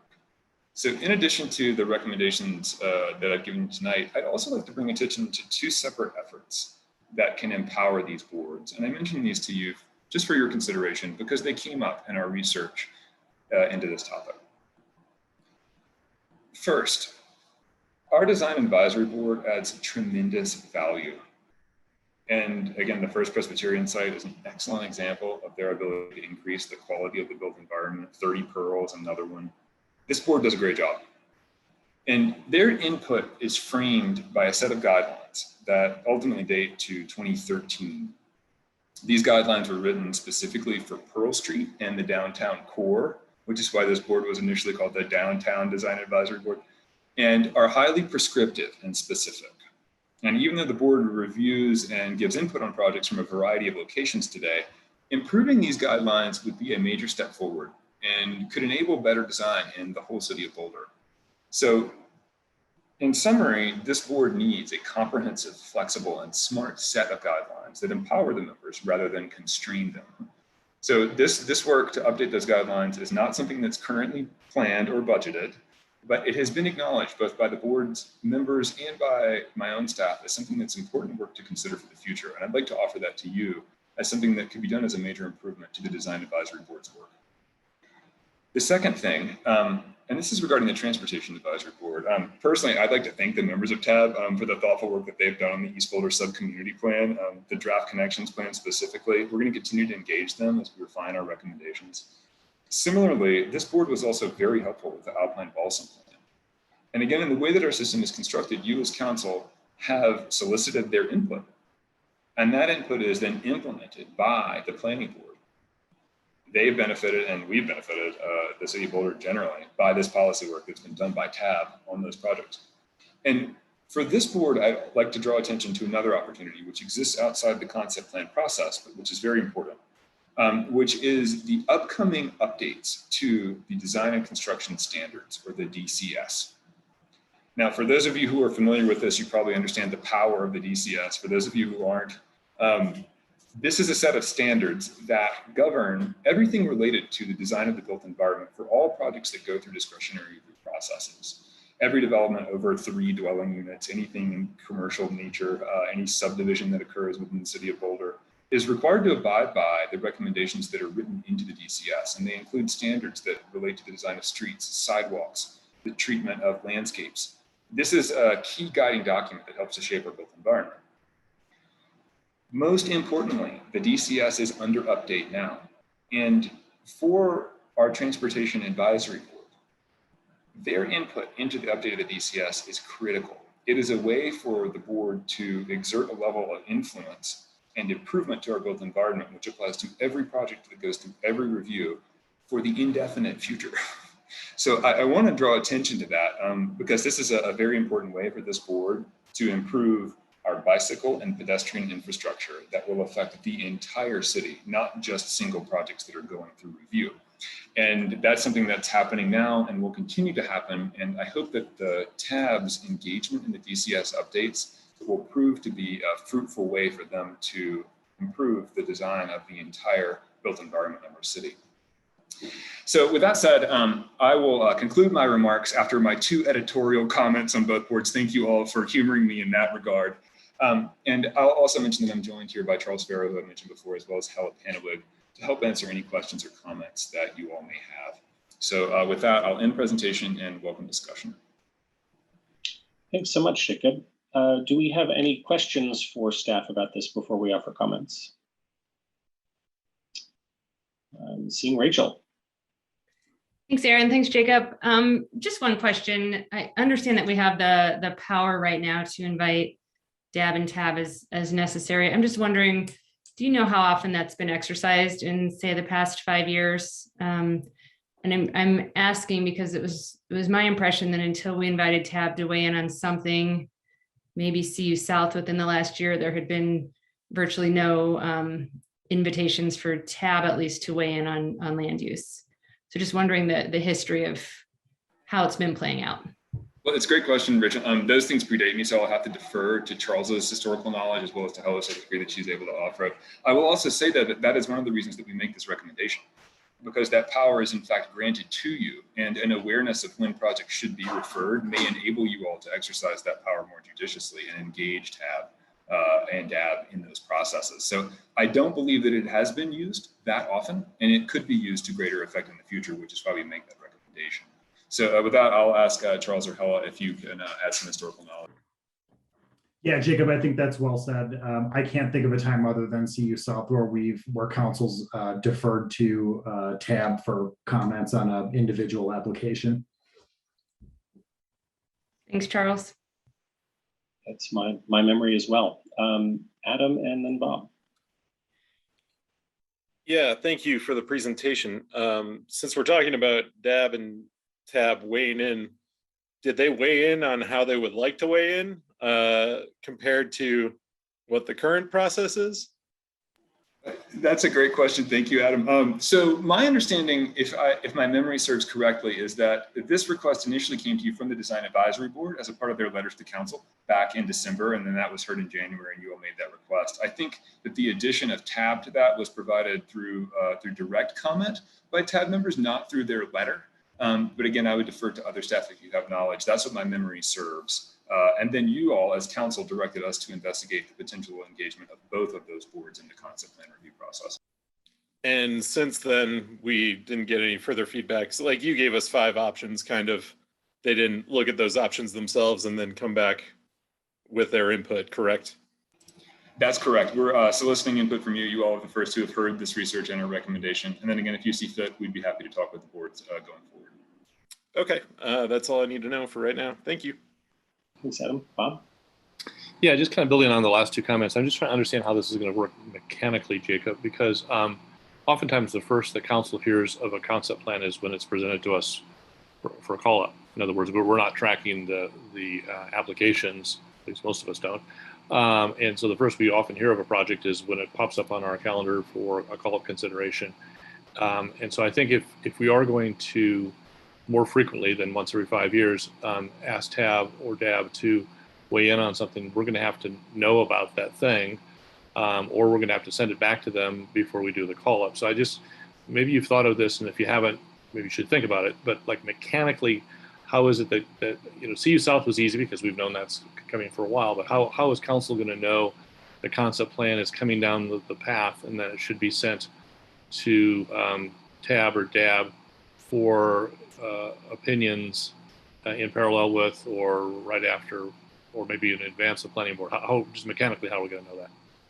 Great question, Bob. Thank you. So the concept plan process by default occurs at the very earliest stage in a development's life. It is the very first thing that occurs in terms of a submittal to the city for review. And that's advantageous, right? Because it is putting the general concept of the development on the table for discussion and feedback at the very beginning of its life.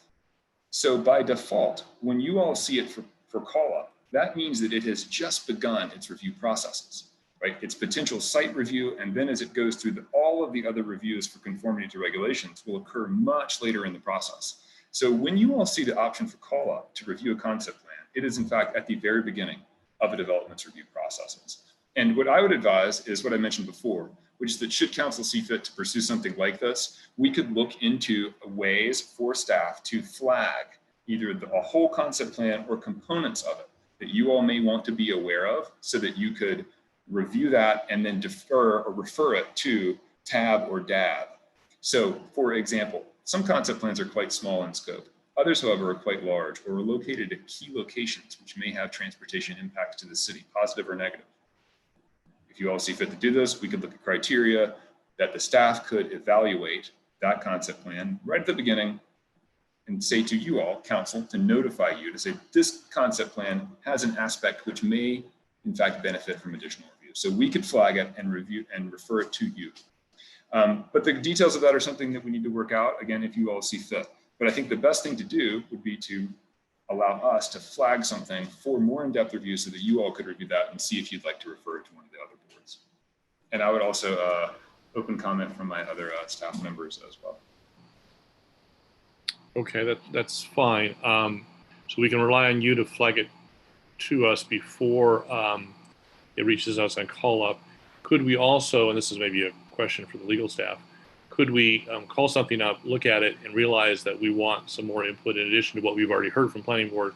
We want input from transportation and DAB, and so basically send it to them after our call up or as part of our call up. Is that possible? That's a great question, Bob. And that's typically how, for example, planning board would utilize DAB in a concept plan review. So for example, planning board will complete its review of a planning board and say, geez, this would be a great application for design advisory board to weigh in on. Why don't you make a stop at design advisory board before you file for your site review? Because to Jacob's point, concept plan is the earliest stages of a development. And it really is meant to take all of the feedback from staff, the public, planning board, and or city council if a concept plan is called up, and synthesize that to help inform a site review submittal. So I think it would be fine procedurally if council wanted to either call up a concept plan application and ask that the applicant make a stop at transportation advisory board prior to submittal of a site review. Okay, thanks. Thanks, Bob. I'll call on myself with a couple questions. Just in terms of involving DAB with concept reviews, just my understanding really is that when we get a concept plan, generally the architecture is not that far along, right? Like we get kind of white boxes, mostly a concept plan, right? So I'm just wondering, like, is it really the concept plan that DAB would look at, or is it more that we would say, hey, this is a project that's of significant importance in the city. Once you've gotten further along in your architecture, go talk to DAB at that point. Would it work out more like that, or what's your opinion on that? Well, thank you, Aaron. Agree with the general direction of your comments that the Design Advisory Board does tremendous work to improve the quality of architecture of projects. I have seen that during my time here. And that's one of the reasons that I think their skill sets are best utilized during the site review process when the architecture is fully developed. They can give comments not only the overall massing, but also down to detail, material, texture, even down to things such as joinery. These kinds of comments are very productive and helpful, and they can only occur when the architecture has been developed to a certain level. Once again, what's been provided to you all and the way that this system has been constructed, which I think is fairly elegant, is that should you all see a concept plan through call up and identify that there is some aspect of its design which could benefit from the detailed eye of DAB, you can refer it. But again, I think that would be relatively unusual because at the concept plan level, usually projects are just at their very beginning. So again, the option exists for you to refer to DAB should you see fit. Right, but I'm just trying to figure out where that goes in the process, because I think, as I recall, the letter from DAB, they were asking to be involved earlier in project development, which I think I understood to mean not after a full site review application has been submitted, but somewhat before that. But I'm just thinking that maybe that time is not right at concept review, but somewhere in between, like halfway in between concept and site review, perhaps. Does that make sense as maybe where they might get involved? It does, and that's typically when we'll see DAB's involvement It's after planning board has reviewed an initial concept. They'll make a recommendation for a particular application to stop at DAB prior to the submittal of a site review. Okay, thanks for clarifying that. The other one is, in terms of options that were given, did we think at all about maybe like for TAB, the concept of like an ex officio member that could either participate either all the time or only some of the time for larger projects as another option for getting TAB more involved? Aaron, that's not something we looked at, but it's a good suggestion and we'd be happy to evaluate it going forward. Okay, thanks. That's it for my questions. So I think we're ready to give staff comments. Who's got some comments? I see Sam and then Rachel. Thank you all for bringing this forward. It's a really interesting topic and I think it's timely. I generally think that DAB and TAB have really different functions, but both of them do intersect with planning a lot. I think the way that it works right now for referral to DAB from planning board is the right way to go. I think it's too detailed for council, generally speaking, to be asking for that. My experience and the level of review that we do at council of either concept plan or site plan is higher level than at planning board. At planning board, you do get into some nitty-gritty details, particularly in site plan review. So I thought the way it's teed up right now, where planning board has the option, knows they have the option and uses it sometime of seeing a concept plan and saying to the applicant, you should pass this by DAB on the way to site plan review. I think that's great. And I think if that's working, good. And if it's not working, I think planning board should be encouraged to think about that, because I think planning board has by far better visibility into that than council will. So I think that is a good way to go for DAB. On the DAB subject, I couldn't agree more about improving the guidelines and making them more general. You're exactly right, Jacob. The scope has grown from a downtown advisory group trying to keep things kind of hanging together near the historic district and, you know, a theme of Boulder's kind of building downtown into the entire city. So I think of form-based codes, you know, and the conversation we're having around form-based codes, both at Alpine Balsam and what's there at 30 and Pearl. So I think along with this referral question, which I don't know that there's much broken or not working right now with planning board and DAB, I do think that expanding those guidelines to cover the whole city, you know, a place I think could really use another look is what we do in the Boulder Valley Regional Center, for example. You know, I think what we have there is probably pretty dated and could use some work. So I like that part. On the other hand, moving to TAB, TAB is a policy board. And, you know, they push us on important land use policies that link to transportation policies. And that push is really important. It's an ongoing urban conversation about how you link your land use and your transportation. It's important for climate. It's important for social reasons for people's mobility and everything. And we are an in-commuting town, so it is a big deal to hear from transportation aligned with development. But I think that's more at the policy level. When it comes to most project review, there's just not a whole lot for TAB to do.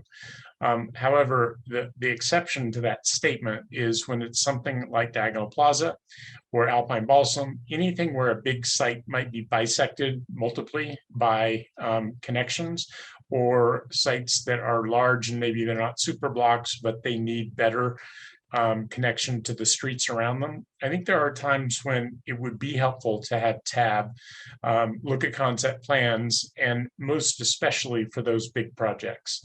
So I would say I would like council to know that that's something council can do at concept plan review, is to ask TAB to weigh in, and then it'd be something that we adopt as an option when we see it, because I really do think, you know, and I'm not, it doesn't matter to me so much whether TAB touches it right before we see the concept plan or right after, because it'll be folded in either way before it gets to a site plan review. So I'm ambivalent about exactly when relative to council's concept plan, but I think council should be aware of and ask TAB to weigh in on the larger scale concept plans. And that can be at the discretion of council. So that's what I think about the referrals, but I thought you made another excellent point as far as, TAB as policy board should be informing our design and construction standards, especially when it comes to transportation, things like separating peds and bikes from autos, and where we want autos less and where we want them more, and so on. So I thought that was a great suggestion. So I think your two editorial comments about new DAB guidelines and TAB taking a close look at design and construction standards, I thought those were both good. I don't think we need to do much at the council level, in my opinion, with DAB and concept plans, because I think planning board has a good handle on that. But I think we should remember and use the referral possibility to TAB for large scale concept plans. Some things I would not support at all are everything going to DAB and TAB all the time, or joint meetings, because joint meetings, like I've had 2, I think maybe 3 planning board council joint meetings, and with too many people, no one gets a chance to contribute and everything's super diluted. So I don't think those big mega meetings really help. I think if we want better communication between DAB and planning or TAB and planning, I think Aaron's point about ex officio makes a lot of sense. And I think it really makes a lot of sense to have TAB have an ex officio member who attends planning board meetings. And that's all I've got. Thanks. This was a really good way to tee up this conversation. Thanks, Sam. Rachel? Yep. Thanks, Aaron. Thanks again, Jacob. So I would say that I don't feel I know enough about DAB and when things would be appropriate and what exactly would be appropriate for them to review to really weigh in super knowledgeably. So I'm going to defer on DAB. For TAB, it was actually one of my recommendations that we take this up and look at it. And it was partly because I noticed that community members like Community Cycles were emailing us at, I want to say site review maybe, and saying, you all are missing like this key transportation connection on a project. And if you rerouted something here and there, you'd connect several different bikeways and things like that. And it has seemed apparent to me during my time on council so far that we're missing that input. So I'm not sure that it's working very well to get TAB's input timely and everywhere it would be helpful.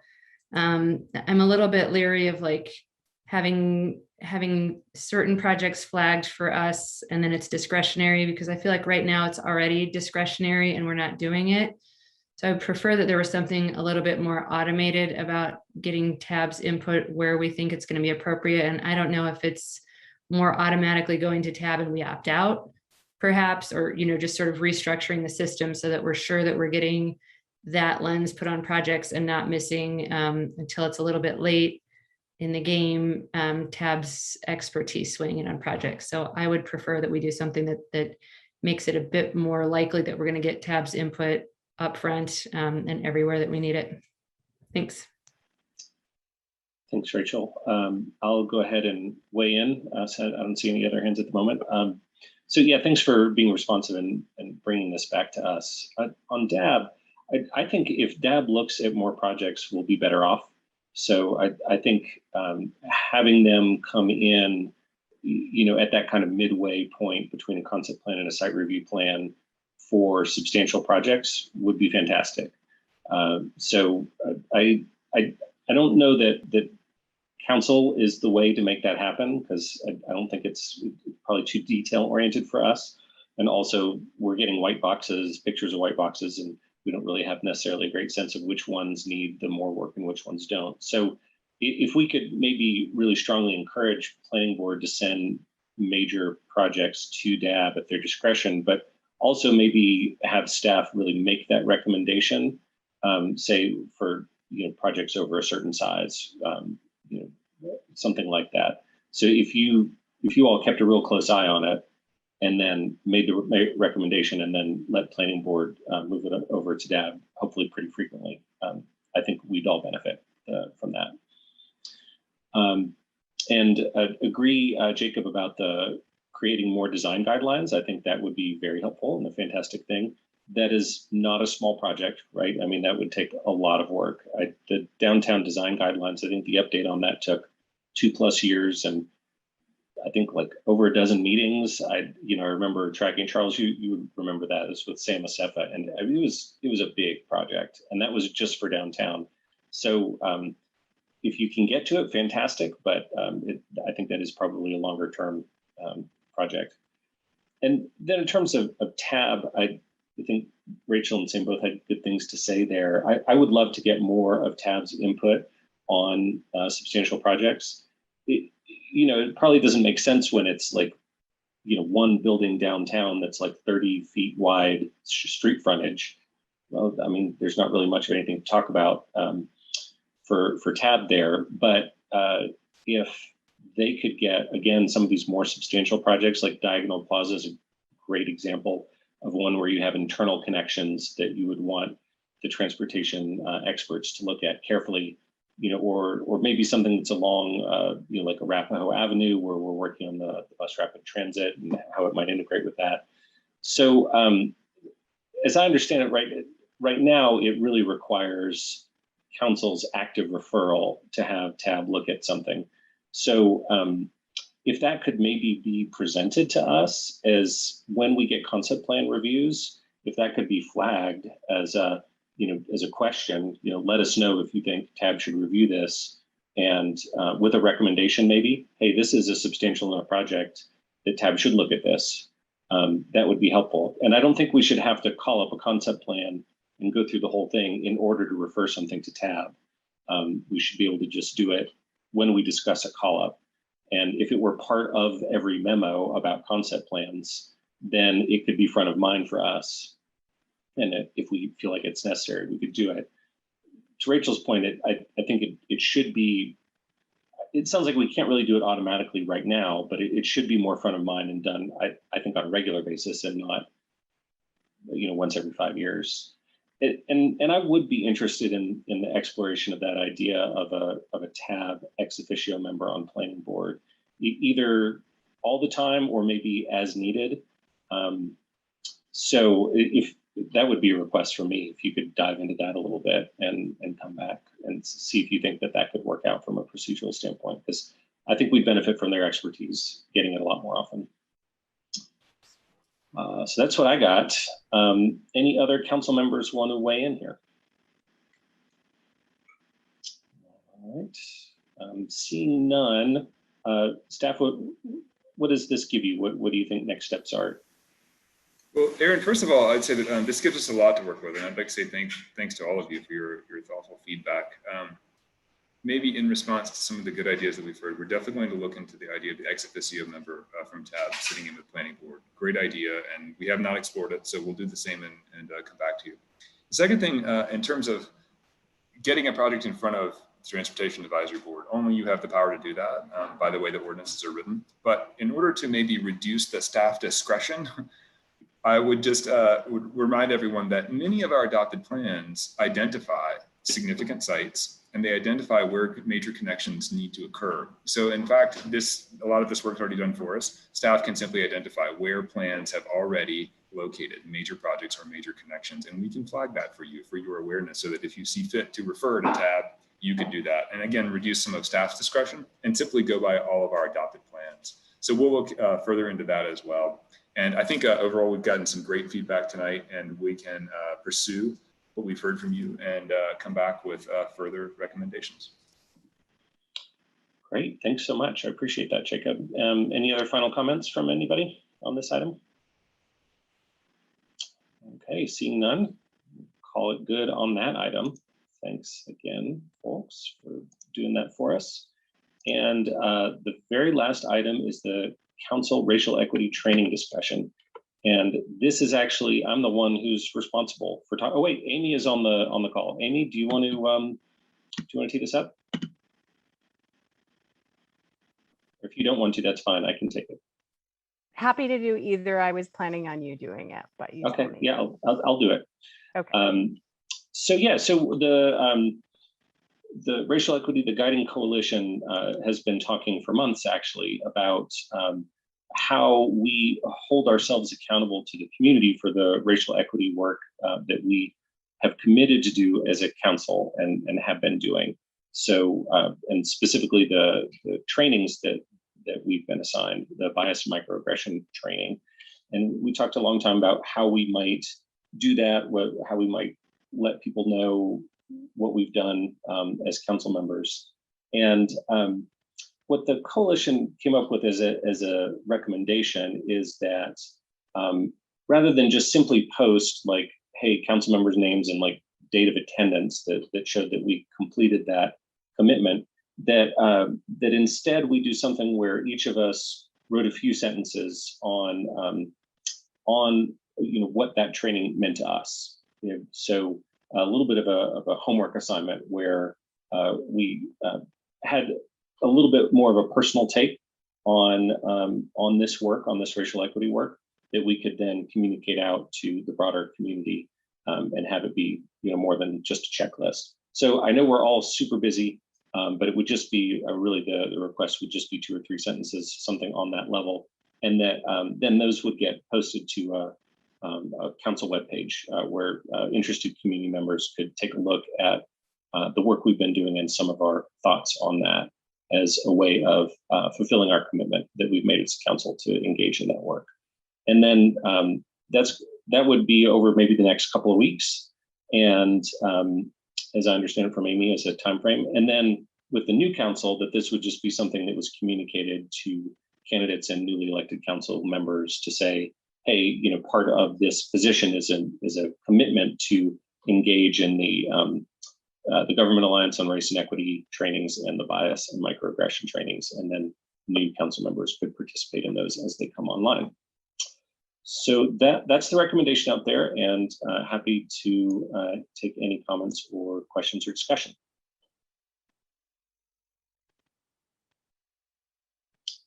And there's lots of it.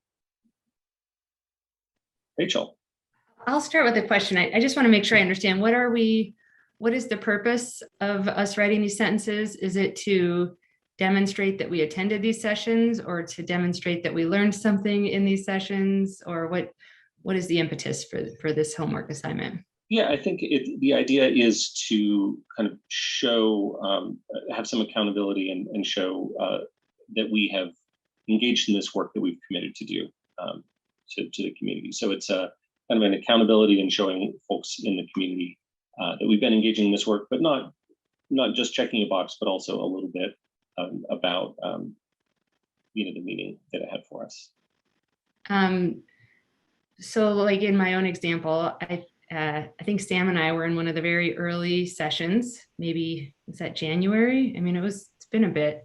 So like, I feel like I would have been better. And I think maybe we did have to hand in some assignment at the end of that, but I have lingering impressions, but it would have been easier to write up a few sentences in the weeks after. So I just wonder, for those of us who are a bit remote from it, rather than recreating something that feels a little inauthentic, may we just commit to a check mark that we attended that and learned from it and absorbed, or ask Amy if she's got our write-up. Or I'm just a little bit worried that I will, not remember the distinction between the one I took this January and the one I took last February. And I don't know.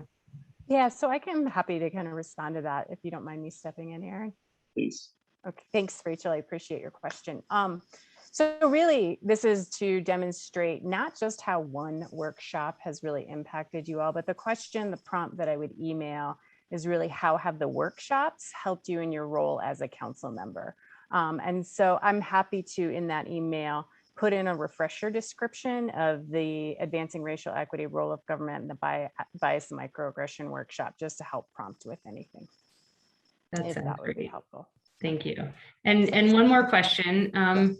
If someone does not submit these sentences, is it an indication that they didn't attend the workshop? Like if we don't get you 3 sentences, or is that sort of a and it doesn't have to be like 3 sentences or 2 sentences, just a really short kind a paragraph, of whatever.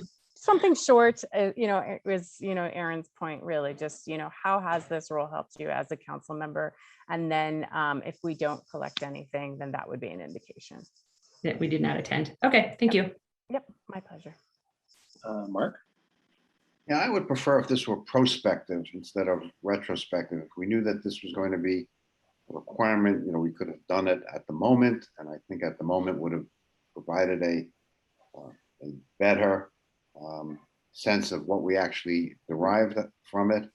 I've been to 2 of these, and I would be hard pressed to make the distinction, and I would be hard pressed to fulfill that requirement now, many months later. And there's a little bit of artifice to this, and it would be nice if we had known that going in, and we could have taken the appropriate notes or made the appropriate comments at the time. I'm just not sure that this is a very useful exercise many, many months later. If we do this again, I think it would be much easier to be responsive to this request. Thank you for that, Mark. Sam. Thanks, Mark. Sam? Yeah, I kind of agree with Rachel and Mark's hesitation here. I attended the sessions and I actually found them interesting and informative and thought-provoking. So I think there's an incredible value to doing them. But, it also blends with me as a council member on all the thinking we've been doing about racial equity and kind of all the work we've been doing on police reform and many of the other ways it intersects with the work we do. So it would be awfully hard for me to tease out, how my thinking has evolved just from those sessions, as opposed to kind of more holistically how the thinking and the conversation nationally has got me thinking about these issues. So I agree with Rachel and Mark's hesitation about trying to link, the attendance to some change in thinking when the evolution's been affected by many more things. For me and for this cycle, I kind of think checkboxes or, acknowledgement that we did it in the context of larger scale thinking might make more sense, because I would have, welcomed writing it shortly after those sessions, but like Rachel said, it's going to be awfully hard to put it back together from now. So I don't mind the attendance piece of it. It's just, I'm not quite sure what the writing part gives us. Right. Yeah, thanks for that, Sam. And if I can respond a little bit before we go back to Rachel. There was 1 or maybe 2 people on the coalition who were concerned that just a checkbox of attendance was too stark. And so they were concerned that might, I don't know, not feel good for some people. It was not my primary concern personally, so I personally am fine with just checkbox if that's council as well. But I just wanted to pass that along. There was that sentiment from somebody. Rachel. Could we do a combination of you get a check mark if you attended and invite us to share, and especially Amy, if you're able to send back, I do think that at least after one of them, we were invited to email you thoughts or observations or feedback. And so, I can probably cobble together something if you're giving me the prompts, but maybe a couple people could, and so there could be check marks and then like some featured commentary to make it less stark. Just an idea. Okay, thanks, Rachel. Adam. Thanks, Aaron. Yeah, I just wanted to give a little bit of background since I was in the committee that made the recommendation. We take all this racial equity work pretty seriously, and the checkbox felt like it really wasn't living up to the work, I guess is what it comes down to. And I totally understand that, we're calling very specific things that change your opinions or from months and months ago, not super easy. So I get where it sounds like the majority of council is going here. It's just we so rarely get a chance to discuss things, especially harder topics like racial equity in public. And we don't have a whole lot of public interaction around the topic itself, aside from when we talk about it based on another topic. So, it's very rare that we sit here in this room and talk racial equity. So we were just trying to find a way where on an individual level, you could say how you've, thought about this work and what it means to you and what we've done and where we're going with it. So that's all I think the committee was trying to get at. And, as we've talked about on council, we just don't have those opportunities for discussion that we might like. So we're trying to portray that in a different way on an individual basis. Thanks, Rachel, then Mark. Triple dip in here, I apologize. So I do think it's really important that we have the accountability and get something out to the public. Again, for people like Sam and I, we attended, practically in 2020. So I think it's probably overdue that we do get something up on the website. So just want to encourage or give that feedback. And then I appreciate what you're saying, Adam. And I guess that I certainly hope that racial equity is inherent in all my votes and all that I'm doing on council. So while I appreciate that we have the opportunity to write something succinct on it, I think that it's also something that we should be living and breathing. And if it doesn't feel right to distill something from the better part of a year ago that doesn't feel as authentic as we'd want it to, then hopefully there's some space for that too. Thanks, Mark. Yeah, I just want to respond to Adam. I think it's a fine suggestion. My sense that it ought to be prospective is because of the lapse of time, and going forward, if we know that we're going to be asked for that kind of sense of how the training has contributed to our thinking, we'll be alert for it, and we'll be looking to understand that better in ourselves. I just think that at this point, going back this year, it's going to be a little bit artificial just because of the passage of time and all of the things we've had to deal with since then. And to me, it's not valuable to just kind of try to make it up. But on a going forward basis, I think it's a perfectly useful and worthy suggestion, and we could institute that on that basis. Okay, thanks, Bob. Yeah, I had the same concern. I did my preliminary racial equity training last year, and then the microaggression and bias training on February 9th and February 23rd. I had to look that up. I knew it was sometime in January, February, but I just looked it up on my calendar. And I'm struggling with the same thing that some of my colleagues are, which is how to recreate some of the things that I learned at that moment in time more than 6 months ago, as compared to other things that we've learned along the way or built on that. And so let me make a suggestion that maybe builds on Mark's recommendation about prospective. There will be either 4 or 5 of us that will continue into the next council. And I hope that there's some refresher training for those of us, even though some of us have been through a few rounds of training already. I hope that there's some refresher training that is made available to us. And then, of course, we'll have new colleagues that will be joining us in November, and certainly we'll want to welcome them to participate in training as well. So I might suggest that while the idea is good, it's a little bit late for us to try to recreate what we learned 6 or 9 or 12 months ago. And so we might just do this on a prospective basis as existing council members go through, I'm using the word refresher, that may not be the right word, but additional training that is made available to us in the coming months. And then for new council members, the preliminary training is made available and have that as a kind of homework assignment that's done pretty concurrently with the training as it occurs, so that it's posted within a couple of weeks after the training happens, and we just go forward as opposed to trying to look back and have people try to recreate what they learned quite a while ago. Thanks for that, Bob. Yeah, so I'm hearing similar sentiments from, it sounds like a majority of council, that writing something up be more of a prospective thing as people take the courses.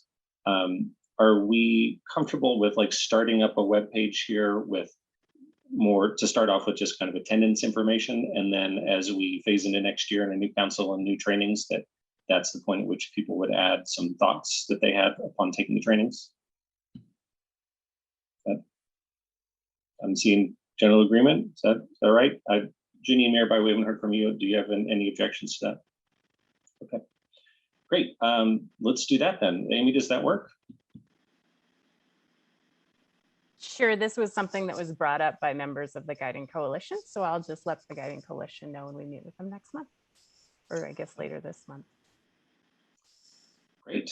All right, well, that's it on that topic, which then brings us to the end of all of our topics for this evening.